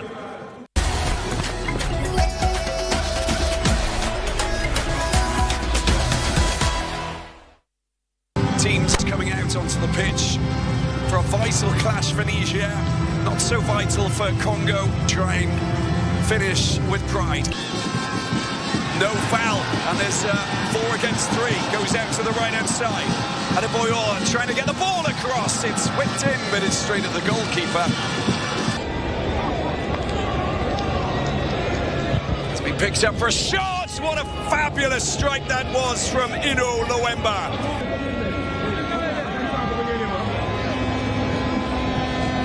Fantastic work down that left side. The ball's been pulled back. Daniel Sosa, the strike, the first time strike beating Pero and Dinga to open up the scores here at the Stade du 4th of August Stadium.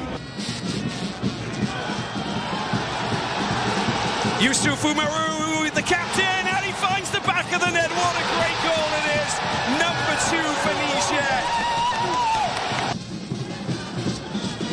Ball over the top, very dangerous indeed. And now a chance here for Niger, pushing it forward, a rasping effort that is not far off finding the back of that goal.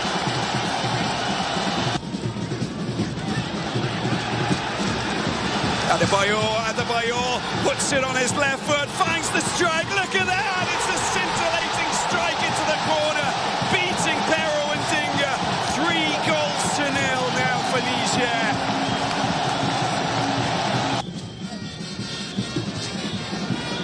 Long range shot, oh, it's a great goal, they get the consolation. A long-range strike that came from downtown. That is a brilliant strike from Basinga, Dio Basinga. But it's Niger who will take the victory, who move into the second position in this qualifying Group E.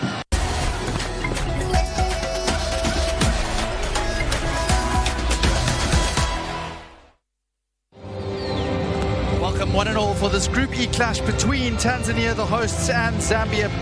Much to play for in terms of pride. We'll see where the points get them. Second place, the best that they can hope for. Let's see how it goes. The set piece is always going to be difficult for Chipolo Polo. What can they do here, though? Oh, and it's palmed away by the goalkeeper.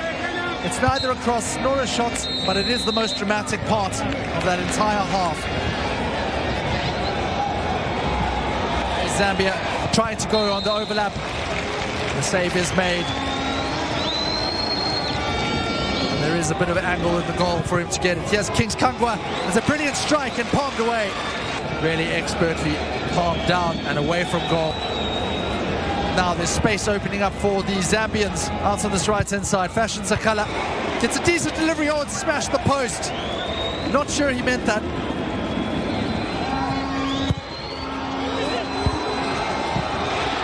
Now Tanzania, they have a chance.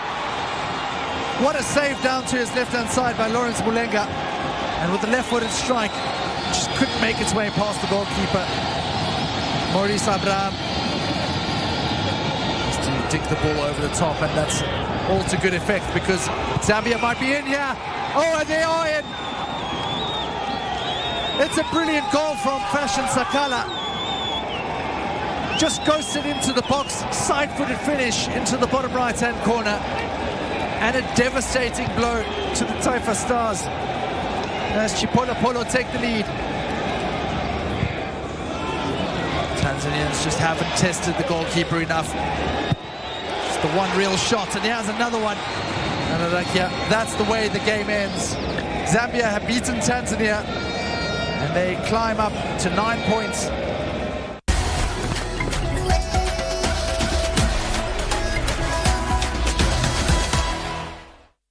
Pride and a look at the future. That is what is at stake here in Burundi as the Intamba welcome Kenya to the Njue Stadium in match day 9 of the FIFA World Cup 2026 African qualifiers. All over the top. Akbar chases, gets the cross in, and the goalkeeper looks to be knocked out here. And it is a red card shown to Bimenyimana. Otieno rolling it forwards. Lenkupai Jr. cross. Kept out by Nahimana. A little bit of class shown by the captain here. 2 steps away. Now Wilson. Wilson's long strike, and it's a brilliant save by Nahimana. The best we've seen from Kenya, which comes on the stroke of half-time. Uma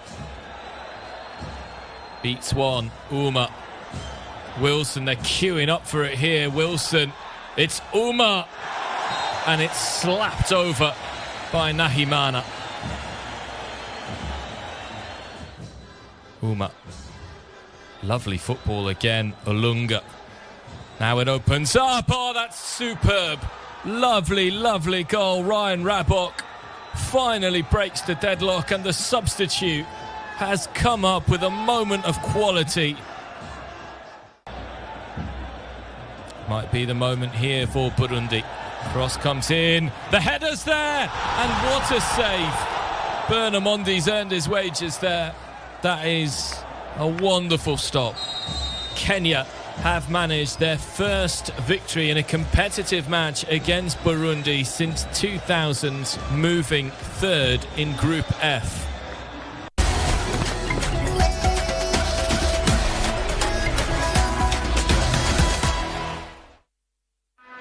Welcome to the CAF qualifiers for the 2026 FIFA World Cup. Today in Francistown for an important Group G match between Botswana and Uganda on match day 9. Haucho. Gets it back from Semakula. It's been nicely worked this by Uganda and opens up for the shot. We'll call that a rangefinder. Needed to be saved though by Gosipula. Set to take, now he'll leave it for the left foot. And once again, free kick comes to nothing.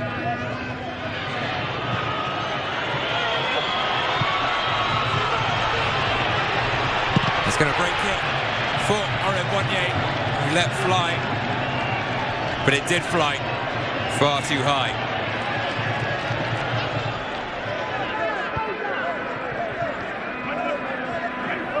Here comes Mato again, dancing his way into the box, letting fly, saved by Gosipula. Really powerful strike, one that was just too close to Gosipula. Might open up here for the shot. Well, from our angle, I wondered if that was about to nestle in the top corner. It's another Uganda corner now. Just need to keep ramping up the pressure. And that is more than pressure. That is the opener. A totally free header allows Uganda to take the lead. Rogers Mato been a little quieter in the second half, but that's the kind of skill he can produce. And is it going to drop in the middle? Oh, there's a goal line clearance for the second time this evening. This time it's Uganda denied. Botswana officially eliminated from the qualification campaign. Uganda do still have a chance. Botswana 0, Uganda 1.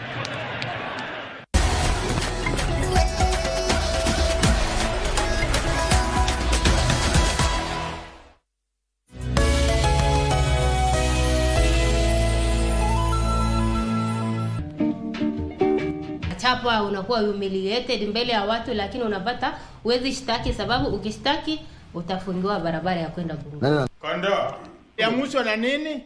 Na kufi. Na katika ulimwengu ya kiroho, unajua litwangwa hiyo kofi ni Mikaeli. Sasa mimi nauliza wewe.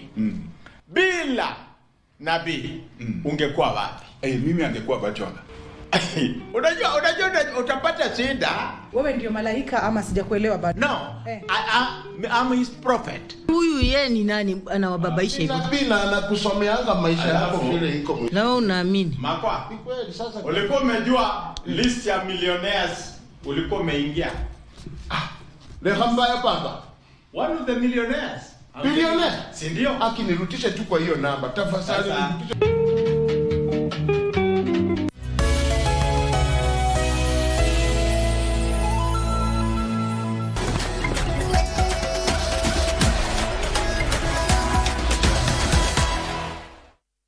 FIFA 2026 Africa qualifier, Mozambique versus Guinea. Both teams here vying for second place in this Group G. And it's Kamara. Puts the ball inside, and there we have the goal. What a shock. Guinea taking the lead. We're in the first minute of this match in Maputo. Fine work from Kamara, and it's Traore with the finishing touch. Gitamo's kick, it's swung in. There's the chance, and the goal, yes! Mozambique make it 1-1. Gitamo's excellent kick. And it's Ronaldo Mandava with the finishing touch. Why not now? Guinea trying one last attack. In they go, the shot comes in, it's parried.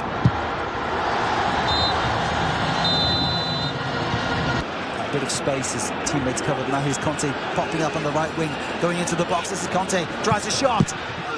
Conte still in possession. The danger's not over for Mozambique. This is Conte, he's got options either side. What's he going to do with it? The shot comes in, and there's the second goal for Guinea. Conte's work, eventually it's laid off. And it's the number 18, Abdul Traore.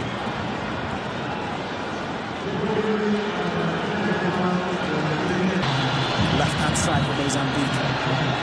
He's got one player to aim for. There's a chance. What a save! Excellent shot, excellent save. Great move for Mozambique. But that is the end of the game. That's the scoreline. Mozambique 1, Guinea thanks to 2 goals from Traore. Here in Maputo, it's Mozambique 1, Guinea 2.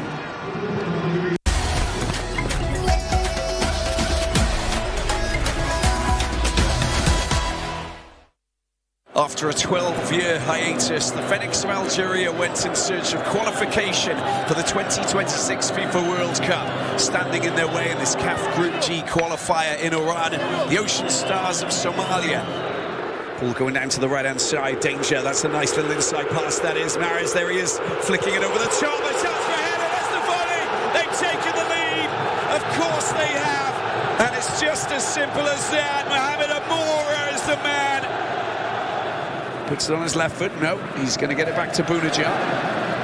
Somalian defence does really well.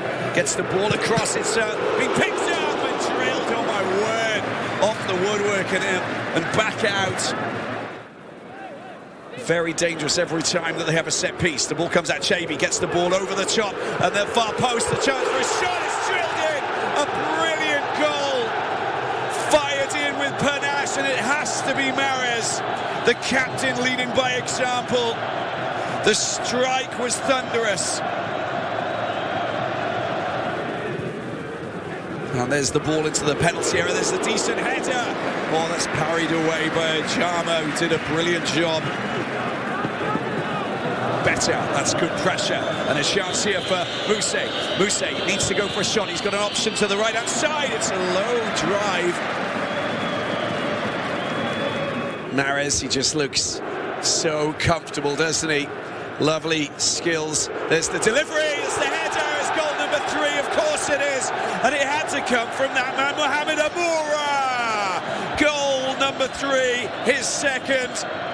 And Algeria make it 3 now against Somalia. 12 years after their last dance in Brazil, Algeria are heading back to the FIFA World Cup.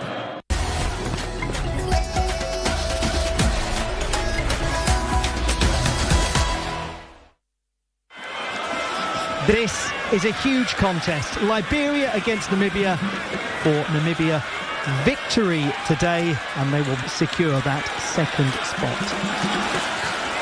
Possession now with Emmanuel Fully of Slavia Prague. Very promising young full-back, and an opportunity for Andrew. He's down, it's a penalty kick.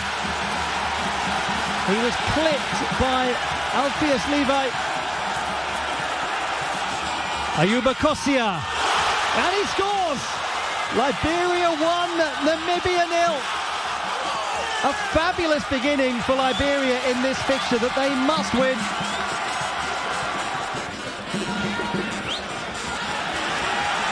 That's a really impressive ball. Goalkeeper's had to come out, he's missed it completely, and they put it in! Liberia completely controlling this match.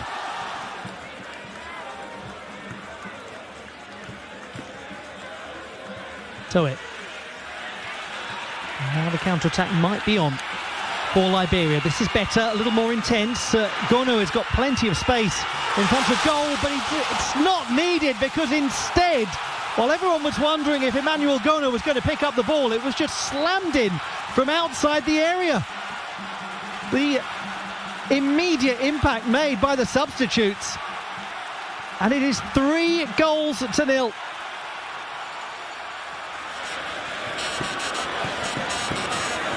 Bursting forward is Hanamub, wearing number 4. He wants the ball played to him, and it is going to be in. Touched home. Well, they have managed to get a goal. It is 3-1. Liberia with a massive victory. The Lone Star have given themselves a chance. It finishes Liberia 3, Namibia 1.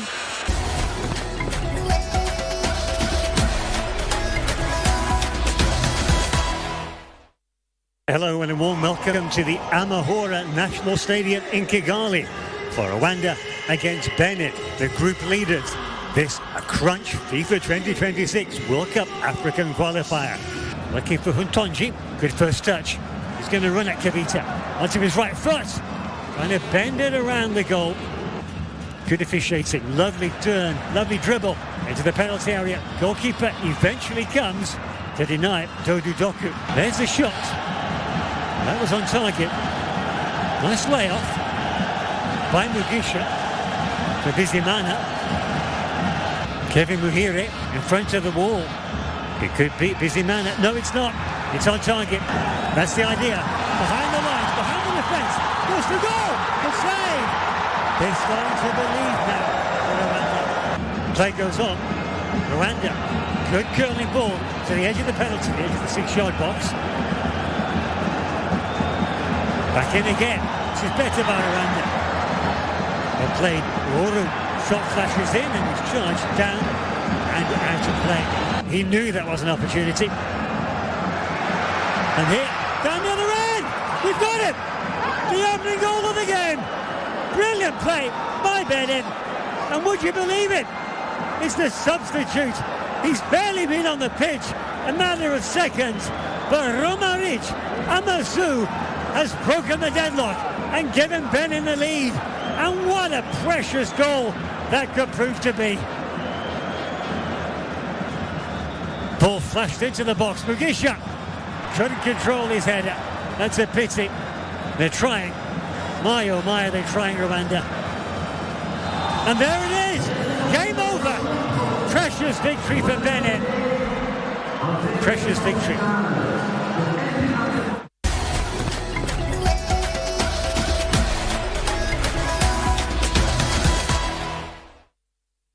Nigeria's FIFA World Cup 2026 qualification hopes hinge on 2 final matches in Group C. Their opponents in Polokwane on Friday were the Crocodiles of Lesotho, who are 5th and still in the chase for a place in the top 2. There's the delivery, it's headed away at the front post, it's still around, the shot comes in from Moses Simon. It's a penalty, and it's been handballed by Lesotho. William Troost-Ekong for Nigeria with that right foot of his. He drills it into the corner. Nigeria take the lead. Here it is. Lookman to Victor Osimhen. tries to get it over, off the post. It's still in play, it's been pulled back. A chance for a shot, onto the left foot, onto the right. It's great save from the goalkeeper, wow. Here's Chukwueze. There's the through ball. It's been picked up by Osimhen. Osimhen! Oh, it comes off the post. A touch by the goalkeeper from Sekoane. Well, it's the advantage is being played here. Victor Osimhen thought he was going to go for the long-range shot. That's a great ball over to the left-hand side. Adams, can he get a shot in? There's your goal, the second. And then comes from Adams on his debut. Can they snap up something from this set piece? It comes outstanding. Oh, it's got in. They've scored the goal. Look at that. There was a mishap in the defence. And the goal scored there from Kalaga. He's only just come on.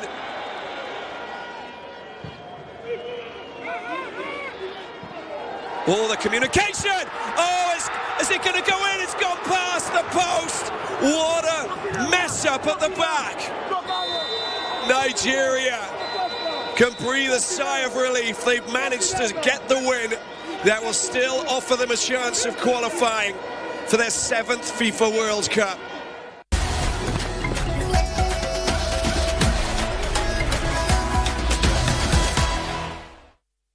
We are ready to go in Durban, Zimbabwe against South Africa, and a match that is absolutely vital, and this group is wide open.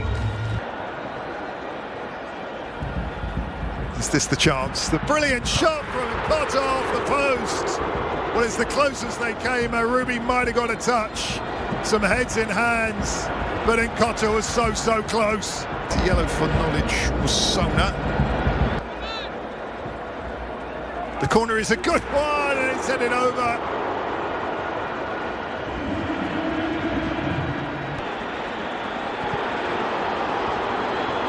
Suddenly here's a chance for Foster. Foster is through. Still Foster off the line. Incredible stuff. Danger not over. Foster did everything right. And Mbule. The fans can't believe it. The players have their head in their hands.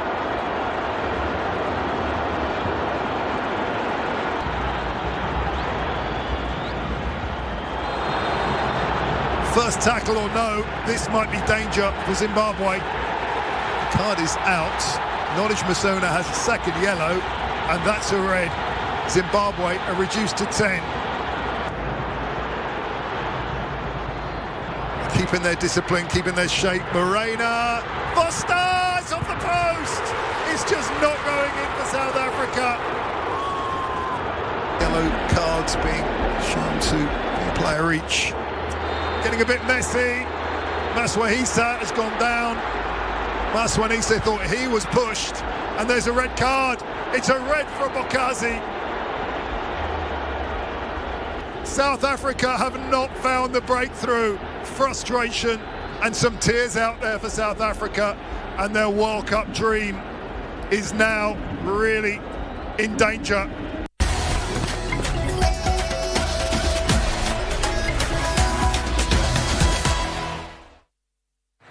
Welcome to Mauritius for this match between the Seychelles and Côte d'Ivoire. A win here for the Elephants, and they will qualify for the FIFA World Cup for the 4th time. That's if Gabon lose their game away to the Gambia. Nice ball inside, and was that a penalty? Yes, it is, says the referee. Tough start this for the Pirates. Sangare blasts it into the roof of the net. 1-0 Côte d'Ivoire. Goes for the back post, the header comes in, smashed in from inside the 6-yard box. Emmanuel Agbadu with his first goal of the qualification campaign. From Seychelles, but eventually the ball given away by Matteo, and now all of a sudden in behind here is Agbadu, puts the ball across and scrambled into the net for 3-0. Ball comes in, the keeper comes to it, doesn't get there, and that's 4-0. Evan Gissel adds his name to the score sheet. Charging at his man, cutting inside. Looking for space for the shot here is Diomande. Oh, and that's 5-0. Far too easy for Diomande.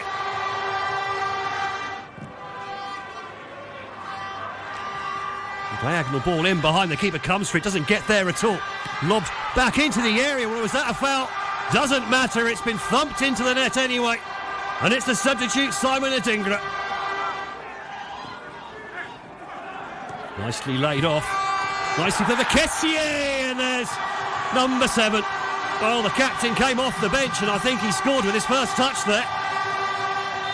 And the referee finally puts the Seychelles out of their misery here. The home side beaten by 7-0 here by the Elephants of the Côte d'Ivoire.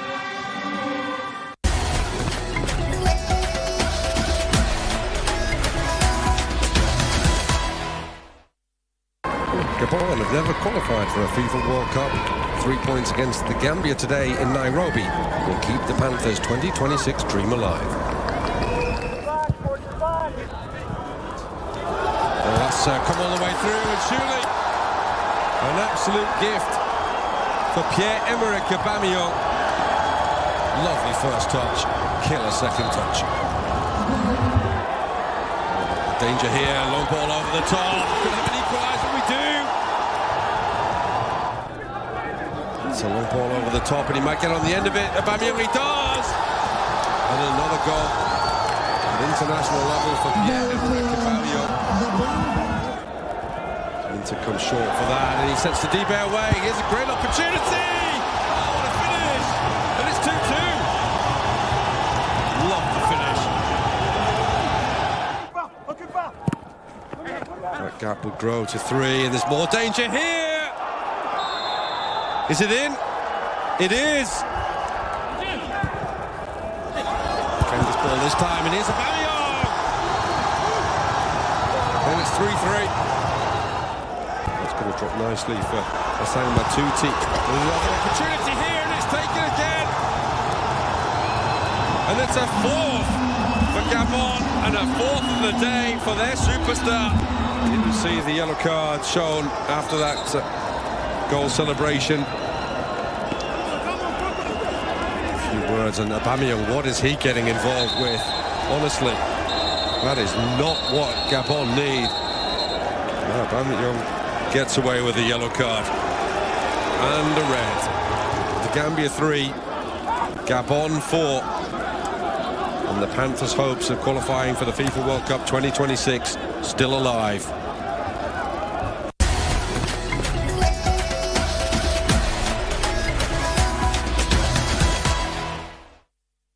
DR Congo need a perfect finish to their qualifying campaign if they aspire to stay in the race to qualify for the World Cup. Their first test, a tricky trip to the Stade Kigué de Lomé to take on a Togo team who cannot qualify. That's given away. Mayele can use Bakambu. He's never going to miss Cedric Bakambu. You know exactly what it means to him to be the DRC poster boy, and he's absolutely ripped through that one to give Sébastien Desabre and the DRC a big goal early on in the game. Here is the corner, far post, man hit, another deflection, not headed too far. And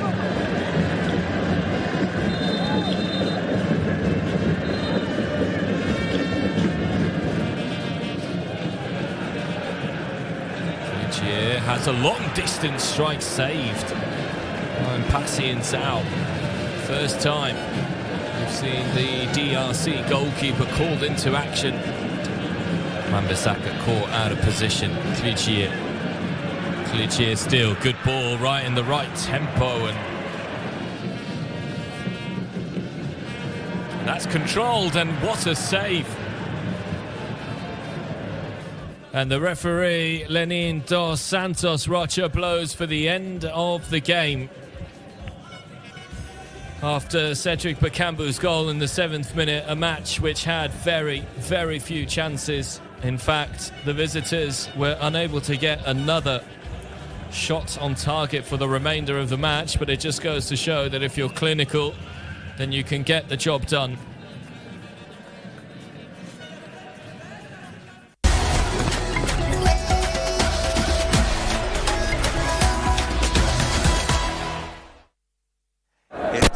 versus bottom in Group B as Senegal travel to face South Sudan. The Lions of Teranga could secure their spot at the World Cup finals today with a victory. It'll be Krapin Diatta to take this free kick. To a good area, free at the back stick, but saved by Majek Mowit.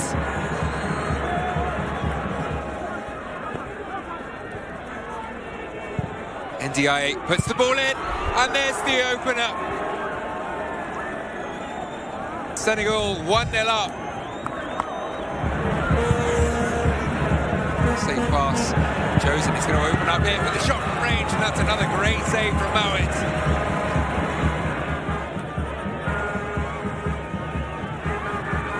And it's going to be 2-0 surely. Yes, it is. A slip nearly costing him, but Sadio Mane got the job done in the end.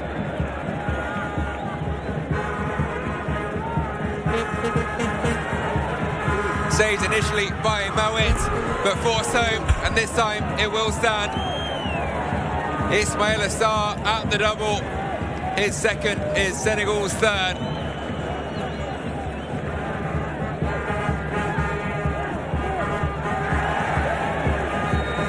Is that to be a penalty? I think it is.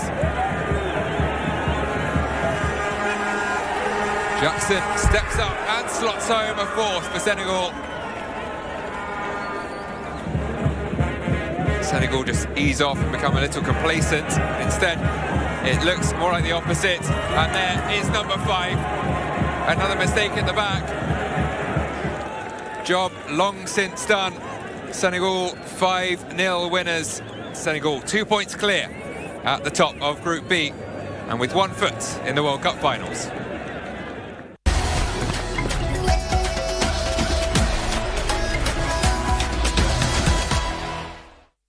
We're in Tanzania for our latest dive into African qualifying for the World Cup, with Sudan desperate to keep their faint qualification hopes alive as they face already eliminated Mauritania. Now they manage to get the ball back again, and a chance for the home side to come forward, and it's a good save. Sarr, he's got that one wrong, and Sudan suddenly have a chance here to come forward. All over the place, mix-ups all the way around. Oh, and it's a stunning save. Abdul Omar with the shot, saved by Sarr, who gets himself out of trouble. Ball intercepted by Amar Kamel Eldin, the man who's in for Walidin today in midfield. And the ball, that was not bad from distance, just over the top. It had Abdul Rahman Sarr scrambling. It's all Sudan in the beginning of the second. Lovely ball back in, really good chance, and it's over the top from Omar Aziz Umar.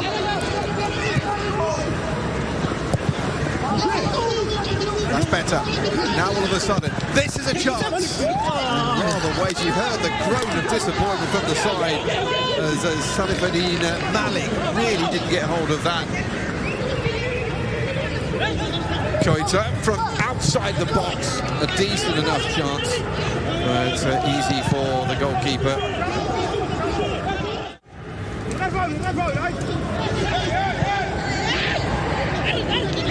Mauritania trying to make it worse. Chance on the far side. And that's it. Sudan are out of World Cup qualifying after a draw that was just not enough to keep them in the fight going into the final day.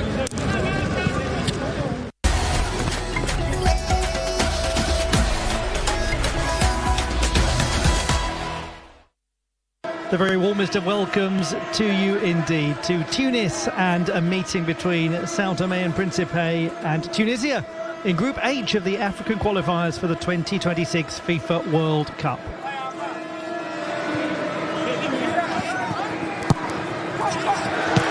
The goal has been put in now by Firash Chouat, who was always going to be a likely goal scorer. Yassad twists, turns, tries to create a shooting opportunity. It's beautiful. A wonderful goal. he will be happy to get to half-time because another goal may come. Pulled back and finished. There it is. He's got another. Elias Saad. It's 3-0 and there's just so much space.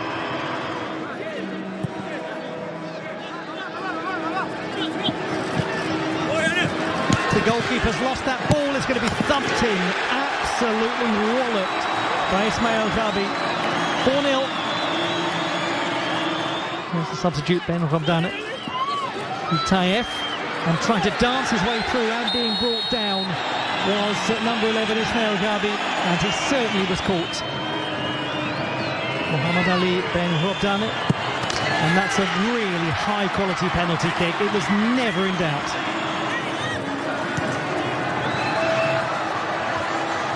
Onside, an opportunity here for this to be pulled and put into the path of Ben Robdane. He scores. 6-0. It took plenty of time for Tunisia to get the first goal, but once they did, it became a very easy task to get more. Full time in Tunis. It's Sao Tome and Principe 0, Tunisia 6.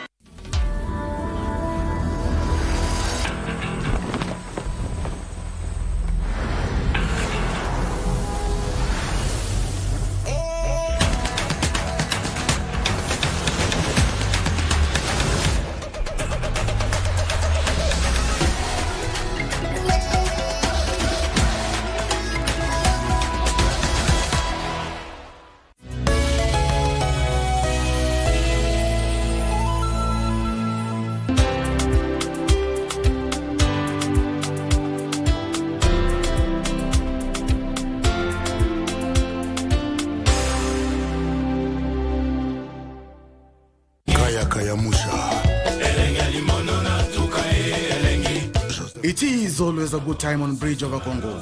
Catch us every Saturday from 10 p.m. till midnight. Join me, the Rumba Supreme Leader, the Grand Ayatollah Simeon Mfumo Kimbango, and Winnie Marie Jose, Bridge over Congo. Mungu esilaka nzungu te kasielenge Mungu esilaka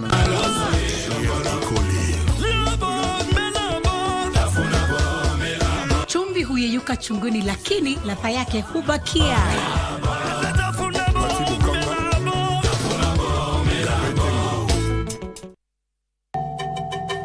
Wewe unaniletea tu vitu ni sign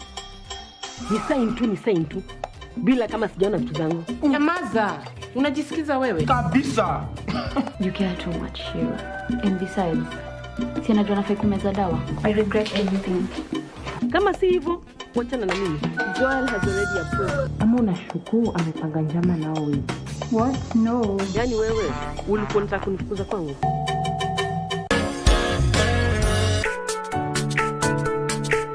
My name is Kayla Salif Odhiambo. I'm 8 years old. I wanted to achieve my dreams because I wanted to be a fashionist. In our story, the wind has a name. The wind is called Umoyana. And the book is Umoyana, the Little Wind. She sells shiny shelf swiftly. She sells shiny shelf swiftly. I'll be preparing for you potato wedges. Close your eyes and let your imaginations fly away.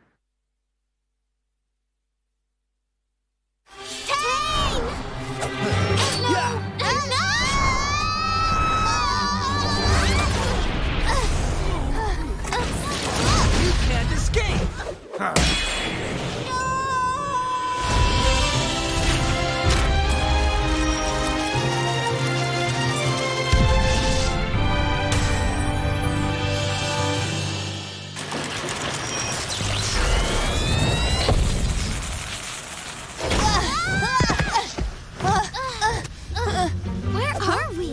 There's still energy left. Why did the elevator come back? What's going on? Gottlieb? Excuse me? Were you two trying to break my elevator? What have you been doing in Egypt? How did you know? What do you mean, how did he know? He made the elevator. I know everything. I even know that you and Luke were sneakily riding the elevator behind my back. I also know that you were in big trouble in Egypt. But how? There's a vital sensor in your gadget, so I'm notified when you're in danger. So the elevator just before was... Yes, I sent it to save you. Huh? Gottlieb! Huh? Were you not in danger? History's changed. A relic has been stolen, and an innocent boy falsely accused of grave robbing is about to be punished. Huh? So that's what's going on. What your grandfather has been worried about has finally begun. Did Grandpa know about all this? Huh? Of course. Paul even had me prepare some gadgets for you. Are you ready to receive them, time traveler?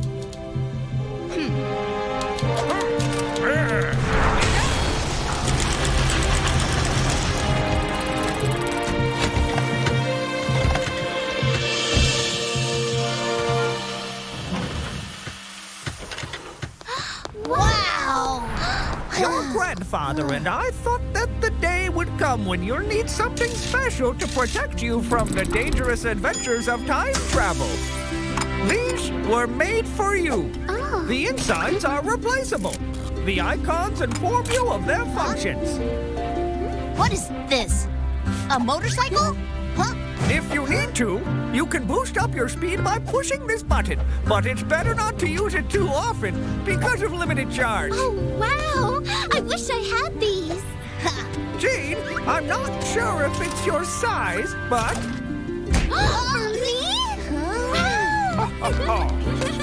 Thank you, Gottlieb! Welcome on board to the adventures of time travel!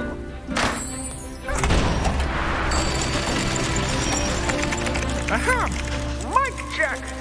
I have so many things to say when you return! Get ready to go back thousands of years!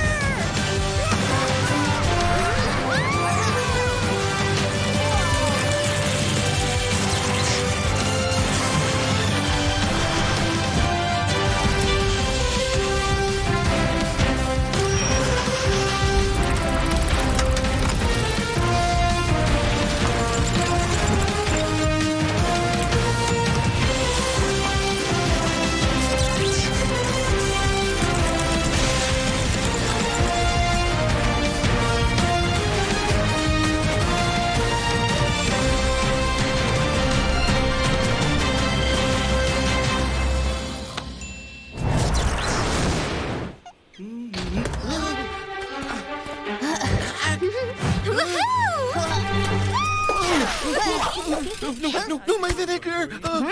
My vinegar! What do we have here? Is this baking soda? What?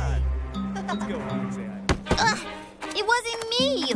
I was just returning the mask! The real Rob is still out, huh?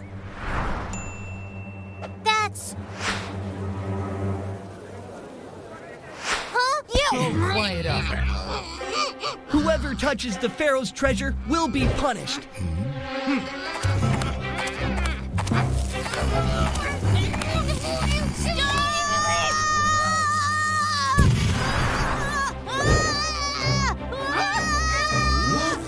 Hang in there, buddy!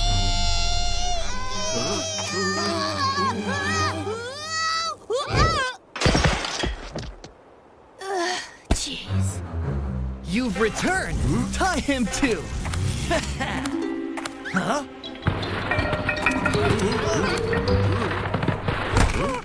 What is that? Hey! Do you have any idea what happens when you mix vinegar with baking soda? The two have a chemical reaction resulting in carbon dioxide. In other words, it makes gas. Wow, that's true. He really does know everything. But what happens when that gas is trapped in a jar? Tang! Hold on! Grab them!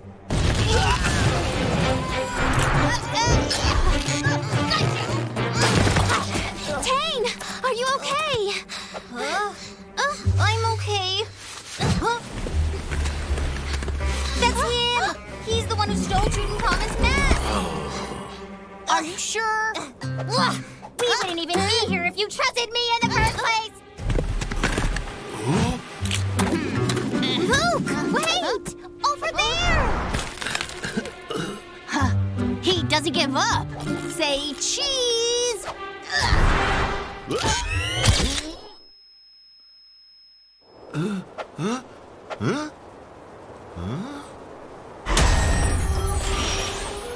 So you're saying you received this ring for stealing the mask and giving it to someone else? Yes, I did.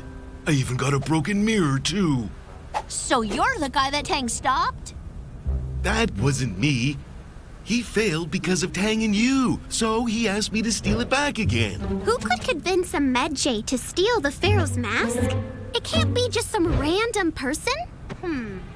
His face was completely covered, but I bet he's not even Egyptian. How can I put it?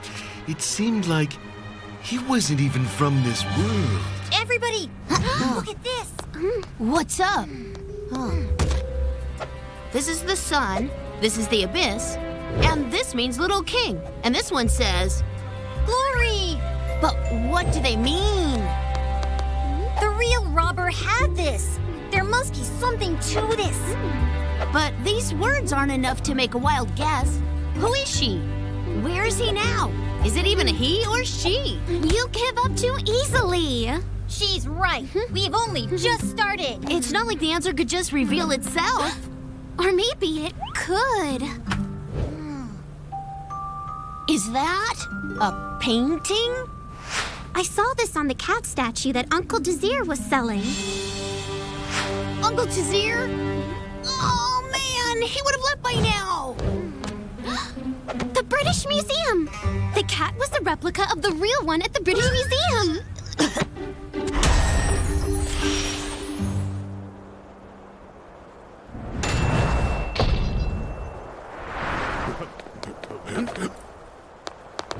I think it's too late. They're closed. Is there anything I can use?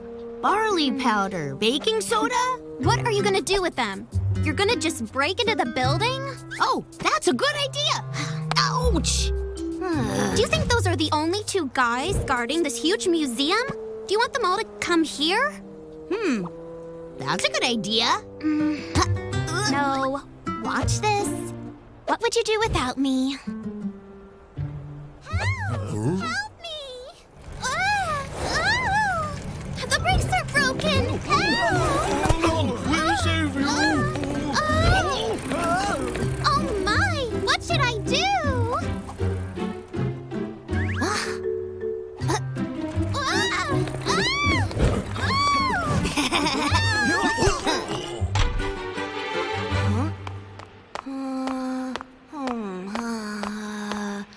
Should be around here.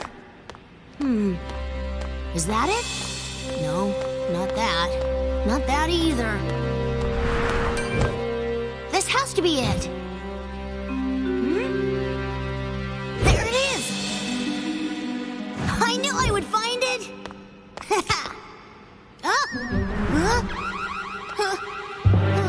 What? Got you! Are you okay? Thanks. I'm fine. Have to be quick.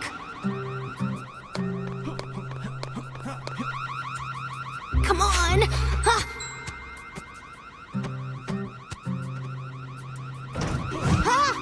I gotta finish up.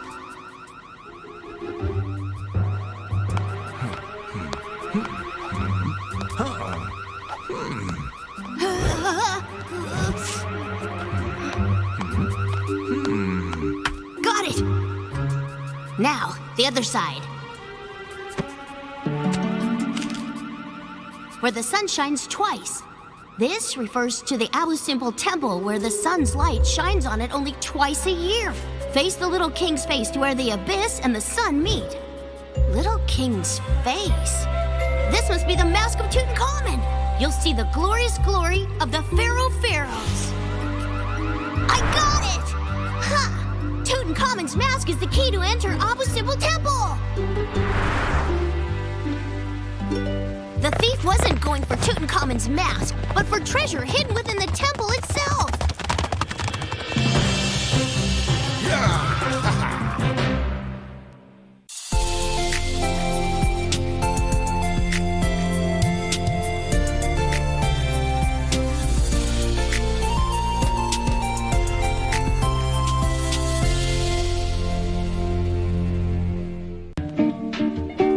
Chapa unakuwa humiliated mbele ya watu, lakini unapata uwezi shtaki, sababu ukishtaki utafungiwa barabara ya kwenda bunge. Kondo ya mwisho na nini? Na kufi.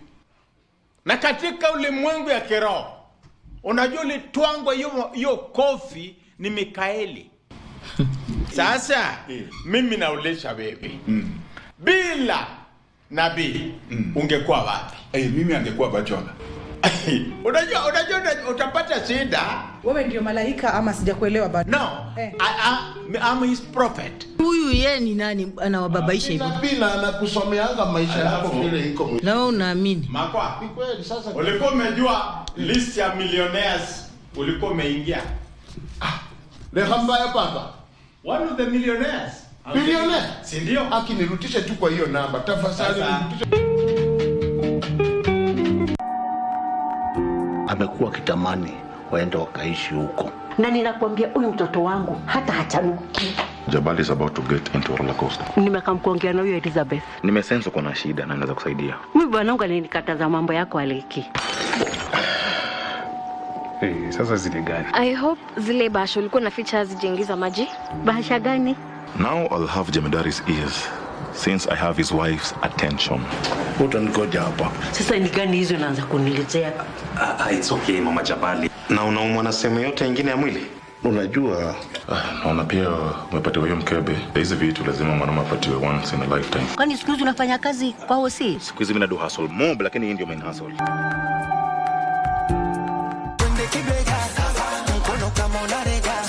Naimba kwa sauti, kwa sanasa, kwa moyo.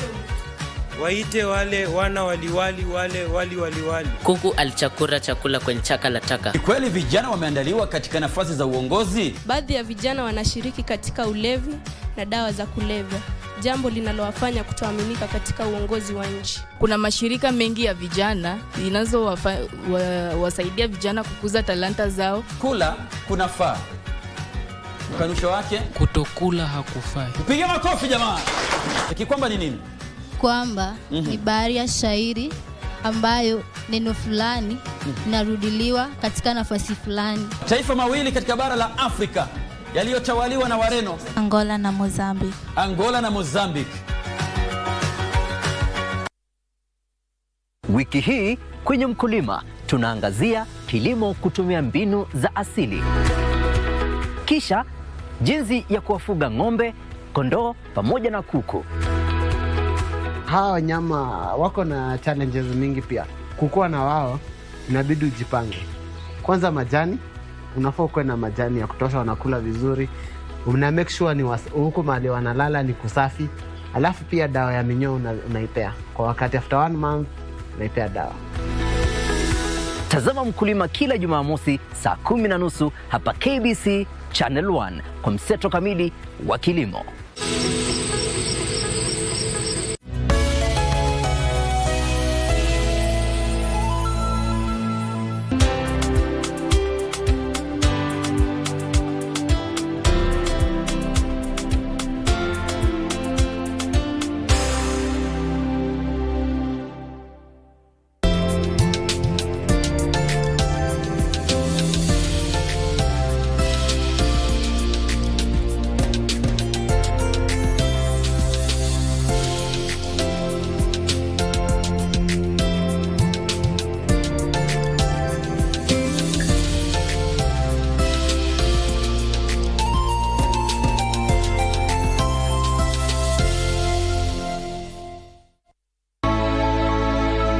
World record holder in Paralympics, an icon and a mentor.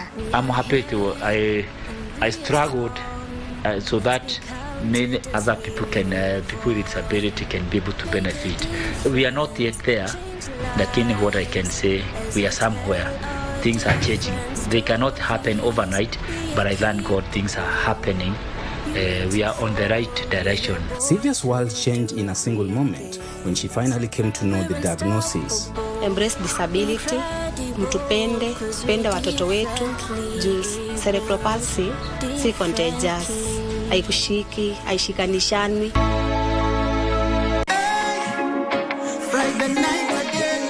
Greetings in the name of the Most High, Jah Rastafari. My good name is Marley Moses, the positive warrior, alongside... Yes, sir, DJ D-Rage, the baddest. Each and every Wednesday from 10 p.m. on KBC Channel 1 TV. Tunakuletea the biggest reggae party in 254 in a yard extra. Extra niceness of reggae music. Extra dose of entertainment. When the thing is nice, we have to do it twice.